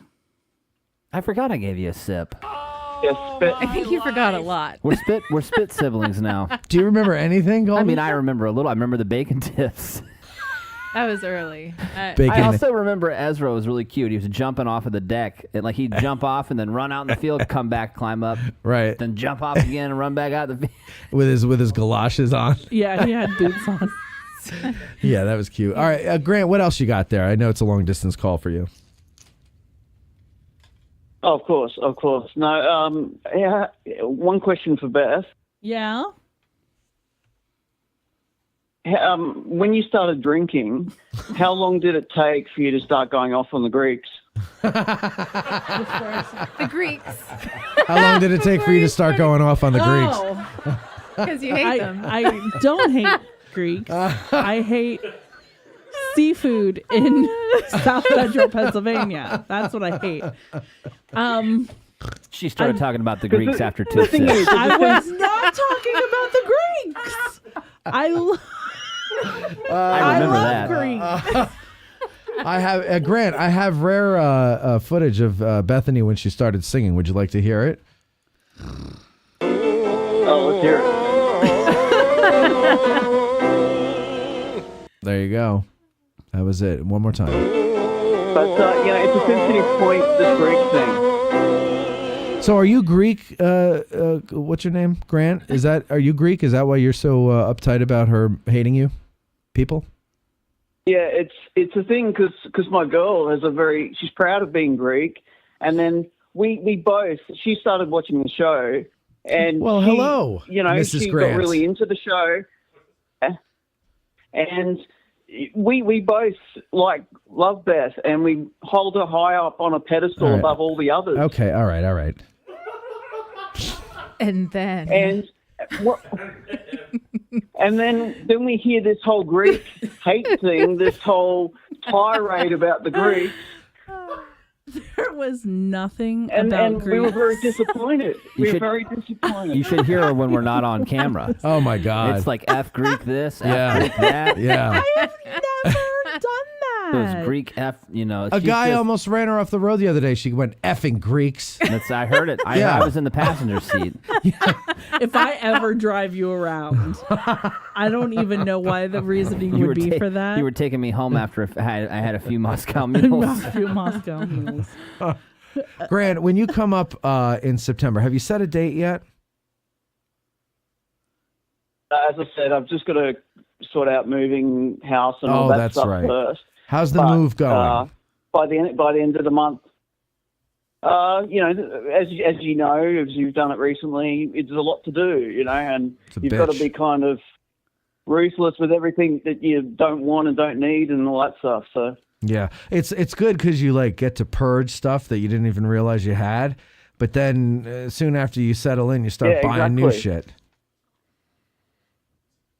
Yeah, I mean, all those old Addressing Gettysburg T-shirts, they're gone. I mean, right. Well, to make room for the new ones over at dressinggettysburg.com/shop. Listen, when you come, when you come up, let me just something might be coming up on September 27th. Is that right? That week. So so unless you want to travel down to Winchester with us, which is just more driving around and traveling for you, I would do not come down on that weekend. Unless how long are you going to be here for if you come? Probably, just a few days, 4 or 5 days maybe. Oh, all right. Well, maybe you could do that. Okay. Well, whatever. You come when you come, and we'll make it happen. We'll have you over, and we'll cook you for dinner. Cook Greek for dinner. We'll have you for dinner. Good night, nurse. Okay. All right, there, little buddy. But just to finish off on the whole. Go ahead. I got another call I got to get to. Go ahead. Yes, Beth is wonderful. Go ahead. Yeah, she's so wonderful. Like you were saying on the driving video the other day, you were so happy that you made the choice of Beth for the show, and that you were like, Veronica who? You'd like Veronica's gone. And I don't believe that's what I said. I think I said I'm so lucky that I went from Veronica to Beth seamlessly without any interruption of female co-host, and Beth is wonderful. And so that's what I said. You, sir, with your Australian wax-filled ears, your surfboard wax-filled ears, have no idea what you're talking about. No ideas. Oh, okay. You did make up the story about the AI thing. So who does everyone believe? Me. No, that is not.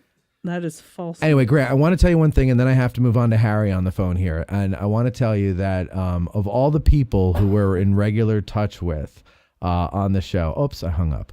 Okay, let's get on. Let's move on to Harry, and then we're going to finish up with the news. You put a birthday message on. Oh, Estella did. Yes, happy birthday to Beth. All right, Harry, you're on the air. You are one of our heroes. Harry's a hero, ladies and gentlemen. Harry's one of the heroes from Saturday. Oh, hey! Harry Evans is a lifesaver from Saturday. Sir, what can we do for you? How are you guys doing? Good. Hello. Hello, Harry. Yes. Hello, sir. Harry. Hello. Hello. Hey, there's Can you hear me? Yes, we can hear you. There's a delay, honey. There's a bit of a delay, so just learn to live with it. All right. Can you hear me? Yes, Harry. Okay. I could get off the speaker on the car. Yeah. No, actually, we had a good time on Saturday until that incident happened, but afterwards, everything worked out good. Good. Yeah, everything was fine, right?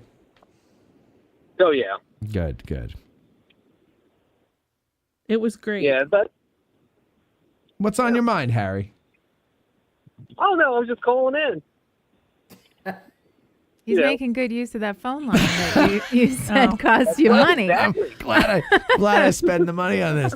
Hey, Harry, though, but seriously, though, can you recall what happened? Were you up close when he went down? Actually, I was in the back of the group. I was actually staring at a puppy. Oh, yeah, same. That was Mosby, right? I believe his name was the little puppy. Yes, he was adorable. The lab. Yeah, little brown lab, right? Chocolate lab. Yeah, I was up there just watching. I was playing, looking down at the pup, petting him. Yeah. And then all of a sudden I just heard a thud and everybody screamed, and that's when I ran up to the front. Yep. And I pushed Lewis out of the way. Lewis went to him first to give him aid, and I pushed him out of the way. And I said, "Get off the flag, Lewis." And then why are you so mean to people? It's a joke. Flag? That if I really was that way, you think I'd tell people that? Oh my God. No, I didn't know what the hell happened. Anyway, Harry. Yeah. But no, really, thank you for going over and helping with that. So now I know I got Harry and Beth. Sorry. Yeah, I even told Lorenzo to grab the flag because I told him he was up next. That's right. Well, he volunteered. Yeah, he volunteered to be next, but he didn't take it. He made Eric do it. Yeah. All right. Well, Harry, we got to get going so that we can get dinner here. And I got one more caller I got to get to. So thank you for your service to us, sir. We'll see you next time in June. No problem. All right. You have a good one. Thanks, sir. And we got one more call here. We got Mitchell. Mitchell is on the air. Hello, Mitch. Good to hear from you. Haven't heard from you in a while. Hey, guys. What's going on? Fifth-time caller, long-time listener. Hope everybody's doing well. Oh, my gosh. I love that so much. We are doing well. By the way, for those of you who don't know, Mitchell is 7'5". He's a very tall young man. Yeah. All right. And good looking. Well, quite the combination. Okay. Well, let's not go too far here. What do you got there, Mitchell? What's going on? Man, just been on social media and just saw the 3 million viewers, and I like the coffee, so I ordered some this morning from was it Phantom Roasters, and they've got it on the way. Awesome. I ordered 2 bags of the whole bean because I'm a whole bean guy, and I was really excited about that. And if I can, I'm doing everything that I can, Matt, to get up there for the June Gazette car tour. So I'm trying to look forward to that. Good. And you'll have to carry the colors so that they'll be very high. What? Yeah, my wife is Greek, so Bethany, Beth! on the Greek Oh my God, another Greek marrier. Right. So listen, I know. She's gonna be talking so much crap about you later. I'm just kidding. But, I'm glad everybody's doing well. So yeah, we are. It's been a rough week otherwise, but overall, yes, we're doing well. Everybody seems to be doing okay. I don't know, Colby, you doing all right? Dude, doing great. All right, and how about you, Mike? 6 questions, Lens. You doing well? I'm alive. You're alive. That's good. And Debbie, how about you? You alive? Yep, I'm good. All right, everybody's good. So that's good. And everybody's good in your neck of the woods, Mitch? It's good. My wife spilled some orange juice in the Oreos, so that kind of made me upset this evening. But gross. I will get over that. And you still ate them, though, right? I know. Yeah. How was orange you put them juice back that in the close? cabinet. Yeah. That was my first. She put them back in the But, cabinet. yeah, Wait. seriously though, how was orange juice What? that In the close to cabinet, Oreos? yeah. Because orange juice and Oreos, not a combination. No, and so she put the Oreos with the orange juice soaked into them back into the cabinet. Well, she wanted to make a creamsicle filling. Yeah. Yeah, I went to grab them, and my son was like, "Yeah, Mom spilled the orange juice in the Oreos, but just put it back and wipe it off." I was like, "What? Who am I married to here?" So, What have I done with That's my something life? I would do. Animal How did I dusting get sort of here? thing. Oh God! And what else? Anything else on your mind? That's it, buddy. You all have a great evening. Appreciate the time. All right, Mitch. Thank you very much. You have a good one too. Bye-bye. All right, ladies and gentlemen. So let's move on to the rest of the news here. Who's got the next story? Well, I don't think we have stories. There's not a lot of news this week. We've got right. events, though. Events. Yeah, there's a lot Plenty. of events. Okay, what are the We events? did mention,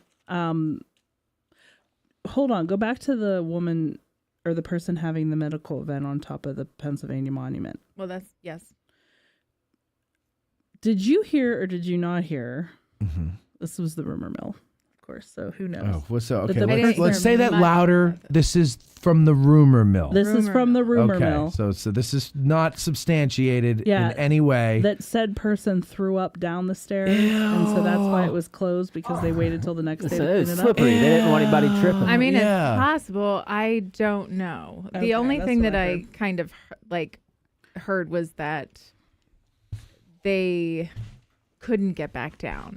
It led me to believe, I don't know, they were calling it a medical event. Well, I heard that they put her in one of those sleds, you know? Yeah. And then what I they did. That's how assumed they got they it. just let her slide down the spiral stair. I was Oh, like, yeah. that sounds fun, actually. Mm-hmm. So they should do sled rides down the spiral stairs at the PA Monument. That's I'd sign up. Yeah, Getty sled, I'll call it. Okay. Don't have very original names, except for Gettysburg. But I don't know if they actually needed the helicopter. Have you heard that one? What did it say that she was life flighted away? No, they had to use it to get her off the observation deck down onto the ground because she wouldn't go down the stairs. She couldn't. But she go had a down the panic stairs. attack or something. Mm-hmm. Oh. Yeah. That's a So real they didn't fear of heights. Take her anywhere, but they needed it. That's like my friend Pete. When we went to, if that's a fear of heights that caused it, we went to the Capitol Dome. I knew somebody was a staffer for some congressman or whatever, and so he was able to get us up to the top of them, a little above my sternum. Okay, Yeah, it's a tall wall. It's a pretty tall wall. Right. Pete is so afraid of heights that when I got up there, I'm there with my cousin and her kids, and Bob Steenstra is with us, and we're all like, "Wow, look at that! You could see kids, Big Ben Parliament, and all this stuff, right?" And then I turn around and I see Pete hugging the wall like Aw, this. bless his heart. Oh, bless his nothing. And so I'm like, "What is wrong with you?" And he's like, "Oh no, I'm afraid of heights." And I'm like, "Pete, look at this wall." Now listen, I'm afraid of heights too when I'm not protected from falling. When I'm protected from falling, I'm fine, right? I'm not going to go in your kid's treehouse if he built it because I don't trust that. But I'll go up to the top of the Capitol because that wall was sturdy and it was tall. But, you know, when you have an irrational fear of something, your mind makes you think these things. And so he was saying, and I used to have this fear, so I understand it. I had the same exact thought he did, which is that I just figure I'm going to stand up against the wall, and even though it's tall, suddenly my upper half is going to become top heavy, and I'm just going to fall over the wall. Oh no! Because that happens a lot in real life. It never does. But that's the thing, though. No. I mean, Have you talked to I any of those kinda know. people that fell onto the ground after falling off of something? No, Yeah. because they're dead. Well, they were and you probably, wouldn't have been they able were to ask probably them doing anything. something they shouldn't have been. Right, exactly. Well, I was just standing there. Next thing you know, my top half got real heavy, and I fell over the barrier. I turned into a human question mark. Yeah. And there I went, head first, right over the wall. I don't know. That never happened to me before. Yeah, that's My what. dad's afraid of heights. Is he? Mm-hmm. Well, I'm not taking him to the Capitol then. Yeah, don't No. do that. Yeah, he will not But like it. he wouldn't go up. He Yeah. just wouldn't. No, but so she had a panic attack because of the heights. Is that what they're saying? I don't We know don't if know. that's what it was. Okay. I I know that's how I've heard they got her 12 down. different things. Yeah. Yeah. Okay. Of course. Of course. Why? I guess it takes time before you release the information on a story.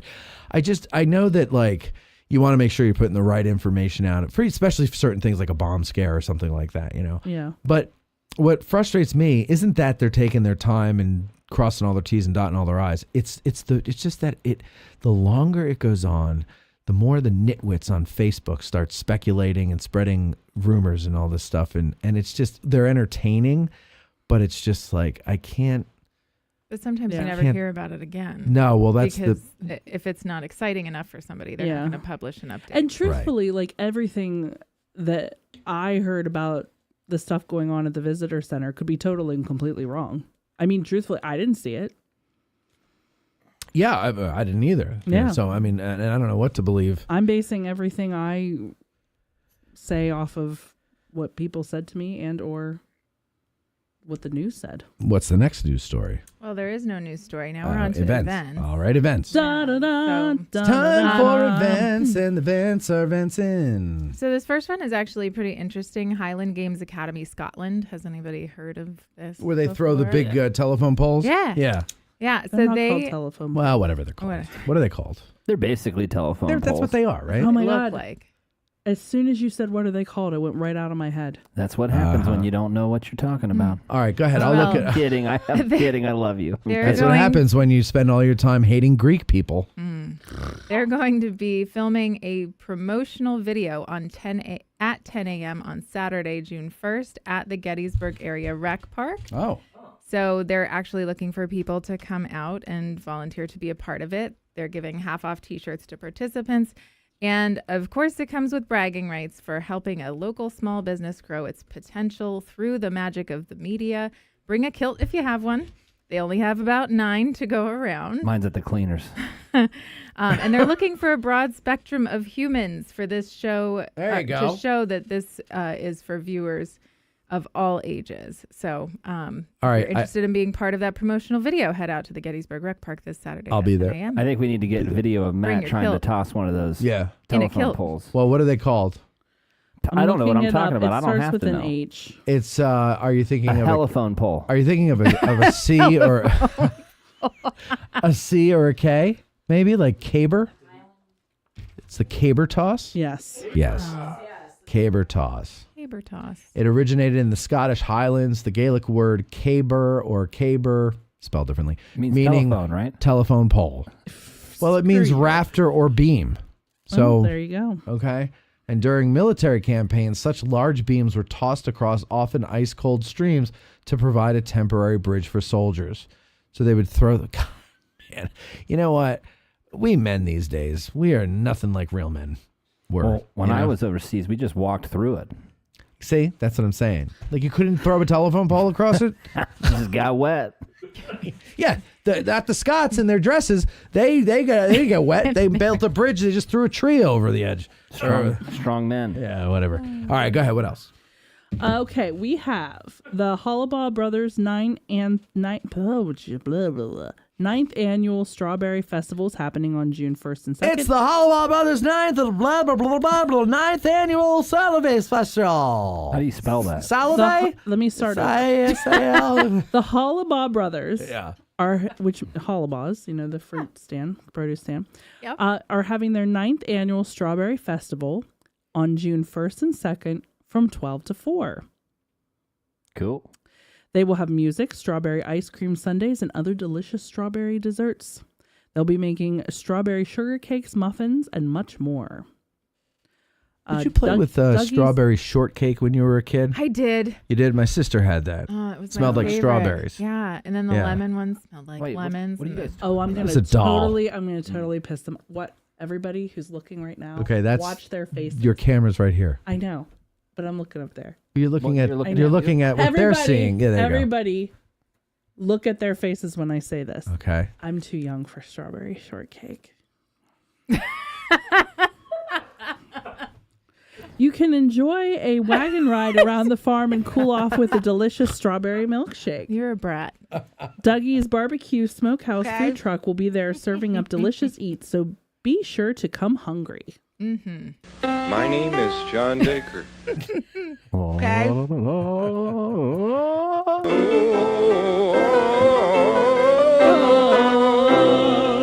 Love the I don't even vibrato really at the believe that end. you have a successful podcast at this point, you know? The Gettysburg Civic Chorus is the community's oldest musical organization in our town. They have been formed They were formed in 1962. The chorus will be presenting their annual spring concert on the 1st and 2nd at 3 p.m. at the Greater Adams Middle School at 37 Lefevre Street in Gettysburg. It features songs from some of the most well-known pop composers and artists. Some are strongly associated with movies such as Mrs. Robinson and The Graduate. So check that out this weekend as well. Said you have some stuff from the park, right? Or that it's this Saturday I'm the is happiest girl in the whole USA. Sing it, Mike. What's the thing called? What thing? The event that you just said? It's the Gettysburg Civic Chorus. The Gettysburg Civic Chorus featuring Mike Lentz. I'm the happiest girl in the whole USA. Bethany Yingling. And Cam Mallow. What was that first noise? It was like a burp. No. Oh, Okay, go ahead.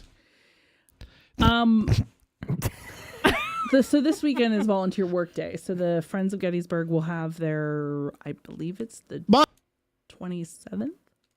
bonfire. That could be wrong. But anyway, Okay. multiple year Volunteer Work Day. We'll have 300 people out on the battlefield doing volunteer work.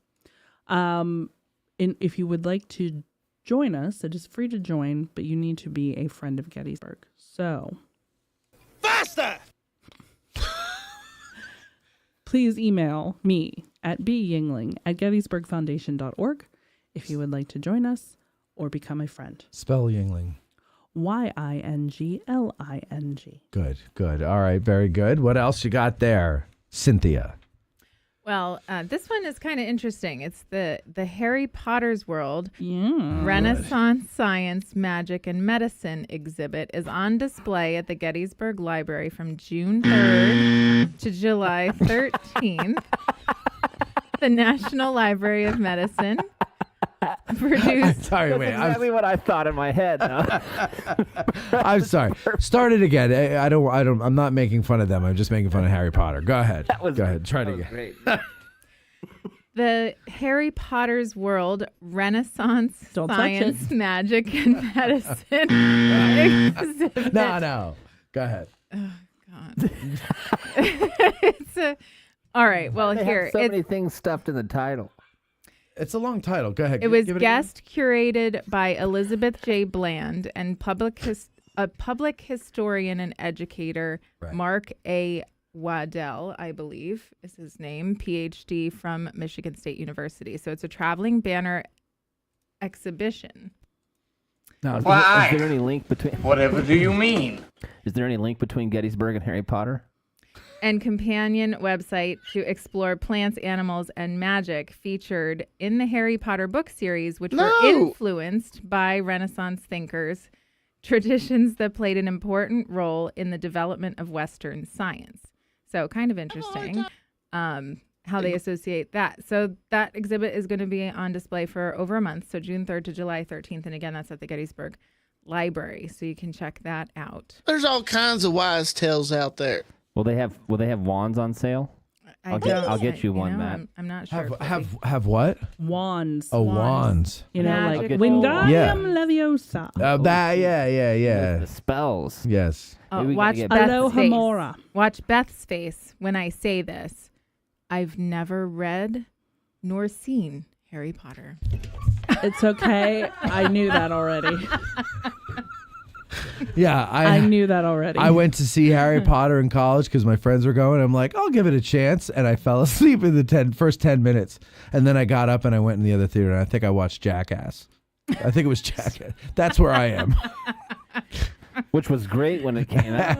I think those it of was. us that are of the younger generation, it really hit us where we lived because Under we the were stairs? You all lived under the stairs? We did. I did. Yeah. What is wrong with you people? Seriously? What is wrong Are with you the people making that fun of me raised you? for having lived under the stairs? Are you making fun of me for playing with strawberry shortcake? Are you making fun of me for riding my bike and going out in the woods as a little kid like normal people do? Who's putting you under the stairs?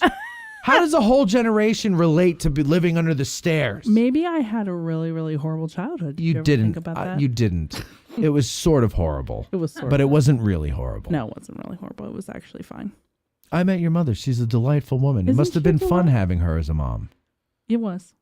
Yeah. It was. It was. I mean, yeah, she told me to tell me everybody that it was. She gave No, me a it wand. really was hot. She It gave me a really wand. was. It was great. It was fun. She taught me how to play. What's that stupid game they play on the brooms? Dude. Quidditch. Quidditch. I was going to say cribbage. I knew that wasn't right. She taught me how to play Quidditch, and I ate butterbeer and drank, what is it, butterbeer? Butterscotch beer? Butterbeer. Butterbeer. That's from Harry Potter, right? Yeah. Yeah. Which sounds disgusting. Sounds Oh, it delicious. is disgusting. They serve it at Universal. They do serve it at Universal. And They have was it at the candy disgusting. shop down here. It was disgusting. It sounds great. All right, what's moving next? on. 80th anniversary of D-Day. That's the National right. Cemetery Programs, Living Historians, D-Day Battlefield in a Box. Oh, I love their Battlefield in the Box stuff.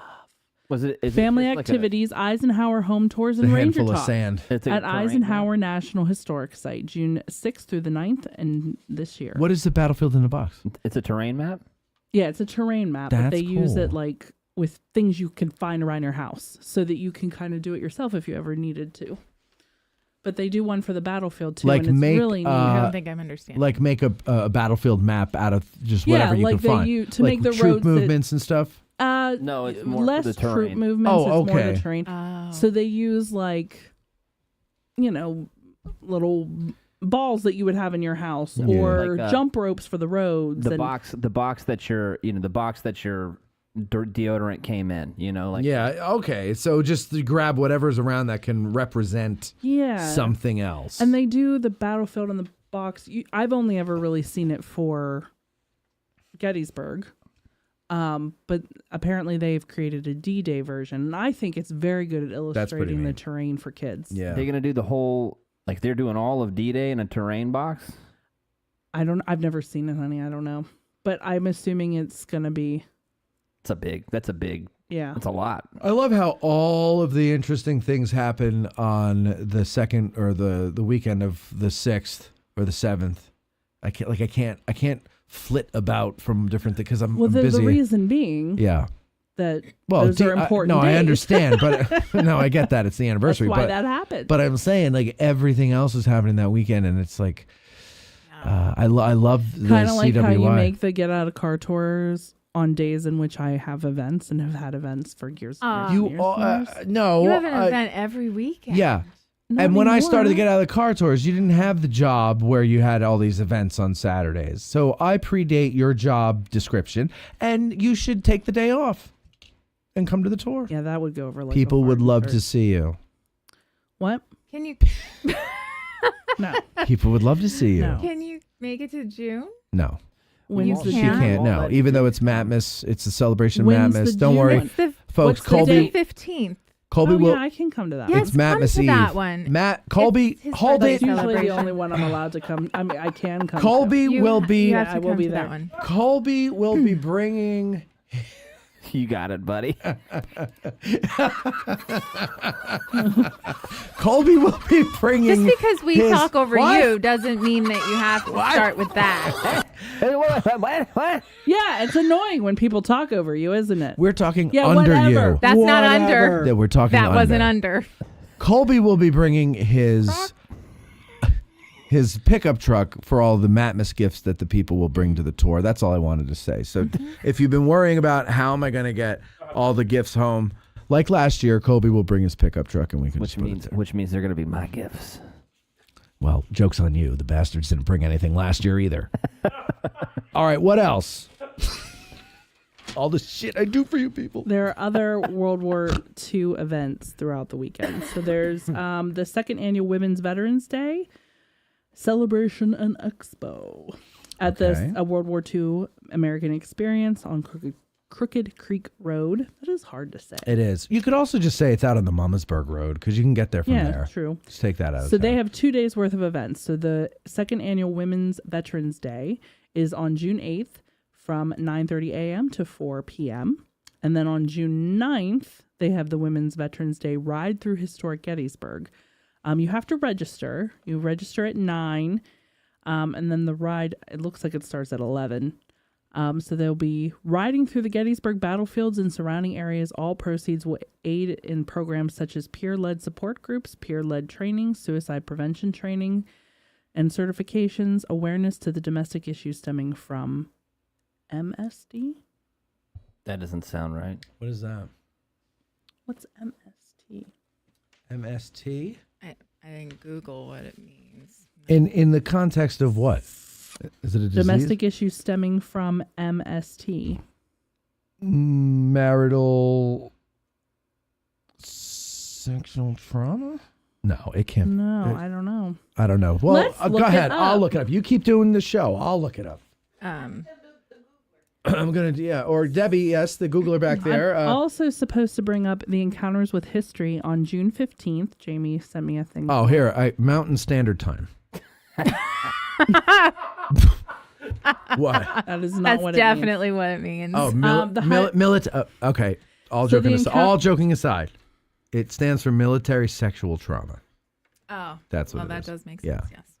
Now you can go. Okay. There's an Encounters with History done through the Gettysburg Foundation. So you can register at gettysburgfoundation.org. The Higher Ground Leadership Program will be doing a special program as the Encounters with History, and that's on June 15th. And it'll be a day-long program, so you can kind of get an idea of what the Higher Ground Leadership is without having to come with your business place of work or have like a whole bunch of colleagues come with you. You can come as an individual and experience that through the Encounters with History program. Come to Encounters with History. December 9th, 2024. That's not what it is. Featuring but, it's Bethany Yingling. June 15th. June 15th, 2024.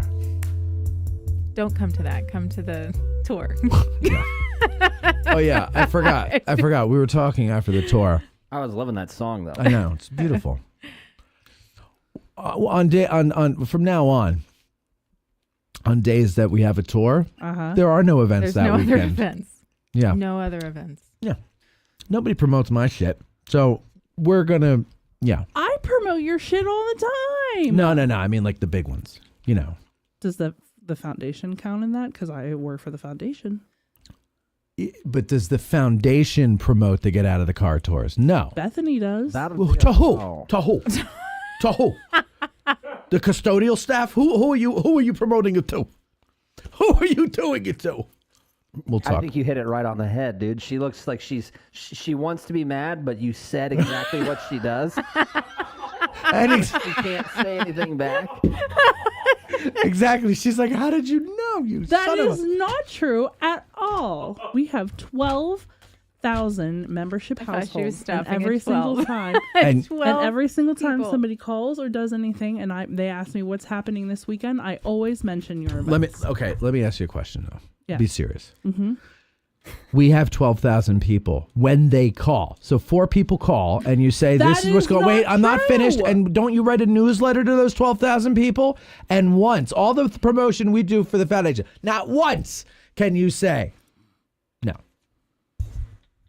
Well, if I'm calling in favors. If it's any consolation, Bethany, I've been asking the man to give me an ad for his show for years at this point. That's not you. I told you to make me a new one and send it to me. Make your own commercial. Yes. I said make a commercial for your show that I can. Oh. I've been asking him for like 2 years. Yeah, I don't have commercials for my show. I don't know how to describe this madhouse. I need somebody else to make the commercial. You could do it. You got it. I really can't, Colby. If you can't promote your own show, how do you expect other people to do so? Because other people have a better idea of what it is. You understand? I do too many. I do too many things. That elevator pitch is what we need to work on. Yeah, write it. I'll read it. I'm not going to write it. I don't know what to say. You know, you just bullet point out what are the main things. So everybody listening, type in the comments what Matt should say in his 15-second elevator speech. And about 95 Grant, go for it. Now's your time to shine. Everybody, now's your say, time. The best part of this show is Bethany. Yeah, that's what he's going to say. Sending me. He says it's madhouse. It's a madhouse. It's a madhouse. A madhouse. That's what Grant said. Well, one of the greatest pieces of news, though, is about the business network because we have exceeded, well, I mean, this is next to your 3.3 million because it is 3.3, right? What are you talking about? The business network. You hit 3 million already? No, I said next to your 3.3 million. Oh, you're very close. How many you got there? 200. Yeah. Well, we have 214 Yeah, right there's- now, but we exceeded 200, which was our first milestone. So we're very excited. That is So, exciting. Once again, if you have a business and you're in the audience and you want to connect with other businesses in the audience and Gettysburg businesses, if you're a Gettysburg business and you want to connect to our audience, it's just a big network of connections and it's free. It's free. wanna No point out- goofball memberships to do nothing. No, it's free. I also want to point out that I work. I can't say this on air. Never mind. I'll point it out later. Wow. She And- just likes to tease. You know what, Beth? And so what we Say it. Go. like. Oh my God, she did?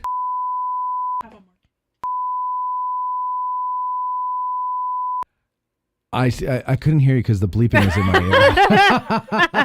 ear. All right. It doesn't matter. Tell me let dinner. All right, go ahead. What's next? So just make sure, not what's next, we're continuing. So just make sure you go on and post about your business. We want to hear about it.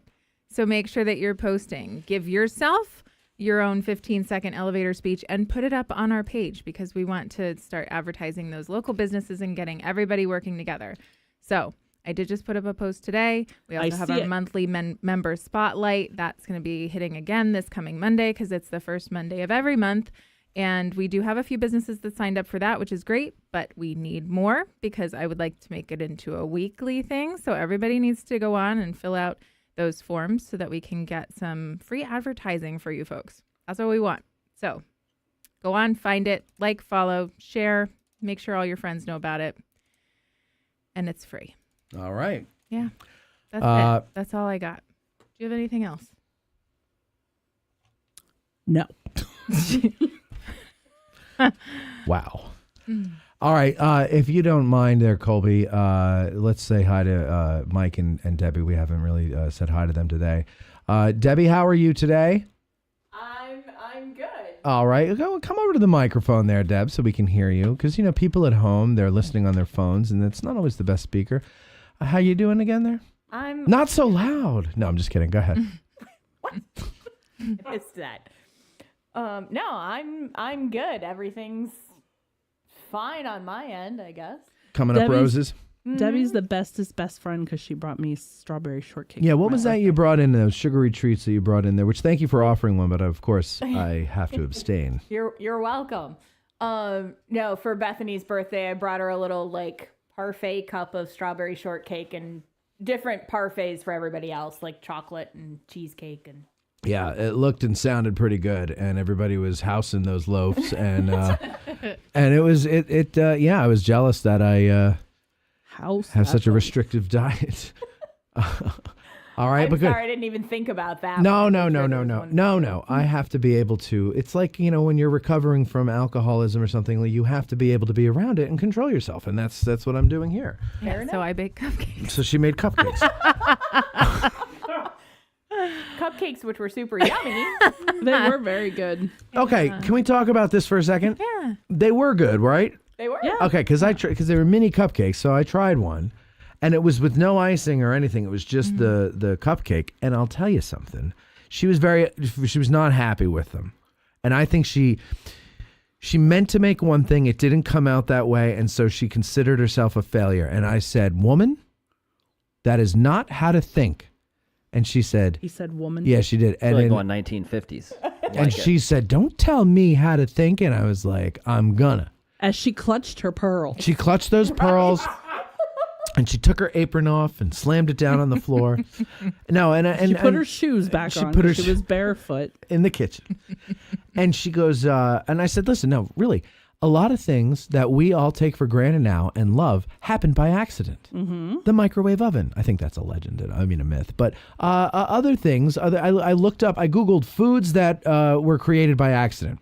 And all these foods that we all love and take for granted and grew up with or whatever, they were made by accident. And I said, "Cindy, you invented something new." and we're going to work on this. And I'm not going to tell you why, because somebody's going to. But I think you should talk to. Go ahead, girl. Just sit there and look at pictures of Jason Priestley or whatever you're looking at, and Where'd you pull that from? I was trying to think of something obscure. All right. Anyway, they're really good, and you should talk to Sweeter Than Sap and be like, "Hey, listen, I goofed on this thing, but I think we might have something that's going to make us millions of dollars." Yeah. Okay. Yeah. We'll talk to her later. Yeah. Debbie, thank you very much for your time. Oh, Sweeter Than Sap. Michael, 6 questions. And we're going Lance. to have EJ Smokehouse on in a few weeks too. Oh yeah, that's right. exciting. No, I hope you bring samples. Hello. Michael, 6 questions. Lens, how are you doing? You were sick last week. I was. You missed the Get Out of the Car tour because you were sick. Yes. People were saying, where's 6Q? Where's 6Q? Yep. And I said, he's sick. Yes. But you sound much clearer now. Oh, I'm much better right now. Yeah, you sound it. And you walked here all the way from Chambersburg today. No. Oh, where did you walk here from? From Colts Sweeter Hill. Than Sap. You walked over here from Culp's Hill? No. Yep, but also from Sweeter Than Sap. I went and had a cinnamon roll at Sweeter So Than Sap. you're walking around town all day. Yep. I mean, I figured because you came in, you were sweating. Yeah. So I figured you would walked, and I assumed from Chambersburg because of the sweat. I didn't pull an Evander Laws Brigade here, buddy. I didn't do that. Well, I've always wanted to try that. No. You would die. Yeah, well, I'm gonna I'll have Cindy drive behind me. Let's do it, dude. We'll rock it. We'll pull a truck. No, you see, you always have to go that far. We're not doing that, dude. Brah. We're not doing it. Yeah, not like nah, that, brah. at least. You know, We'll brah. play that one real quick. Yeah, I'm looking for it, but it's just.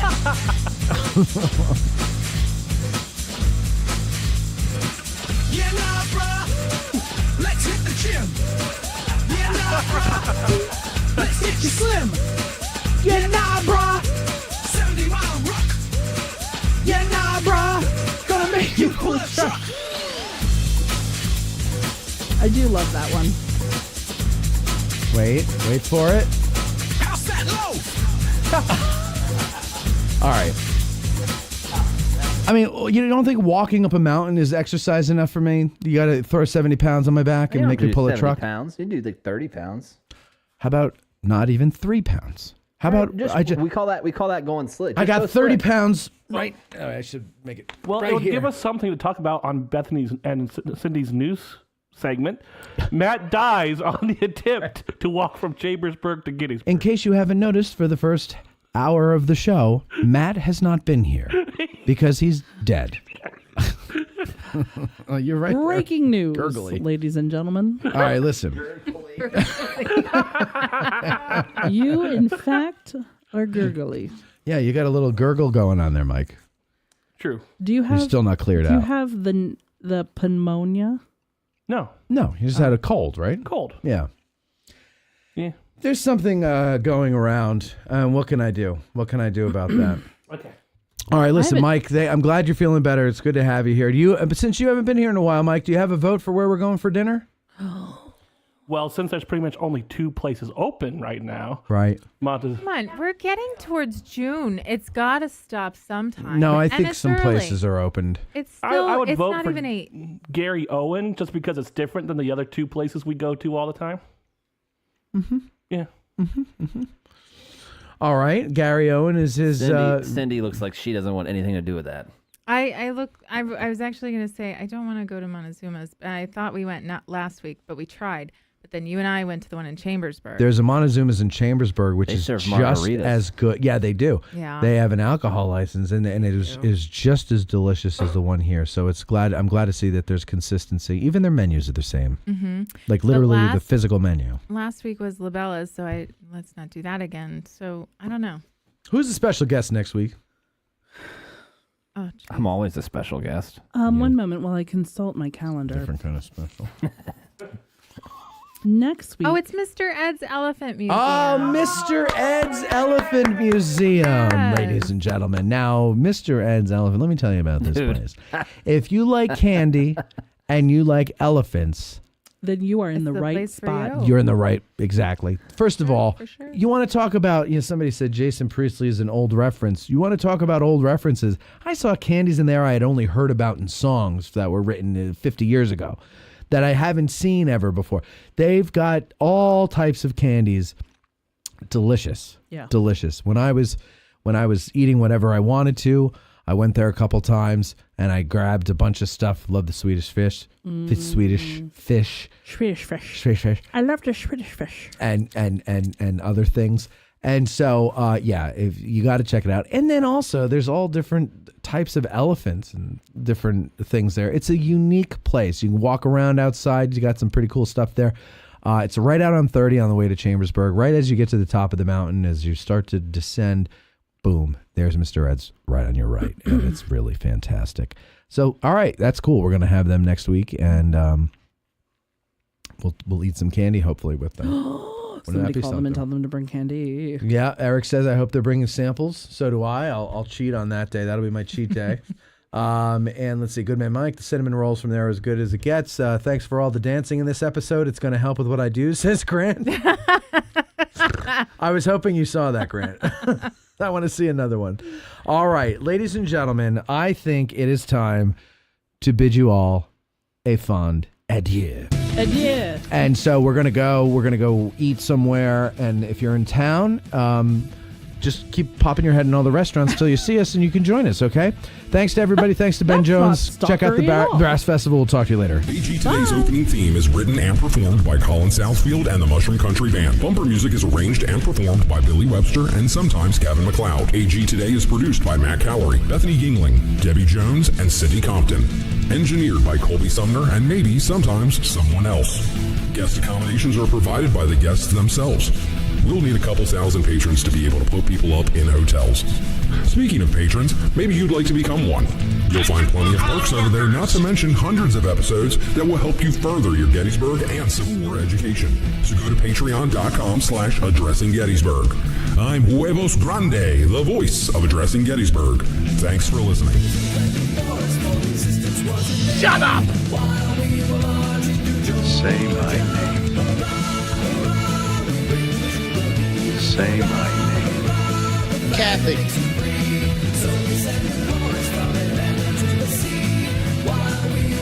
Goddamn right. Faster! Faster! Faster! Do it! Do it! Do it! Okay. Okay. This concludes our broadcast day. I will fraternize your business if you have one.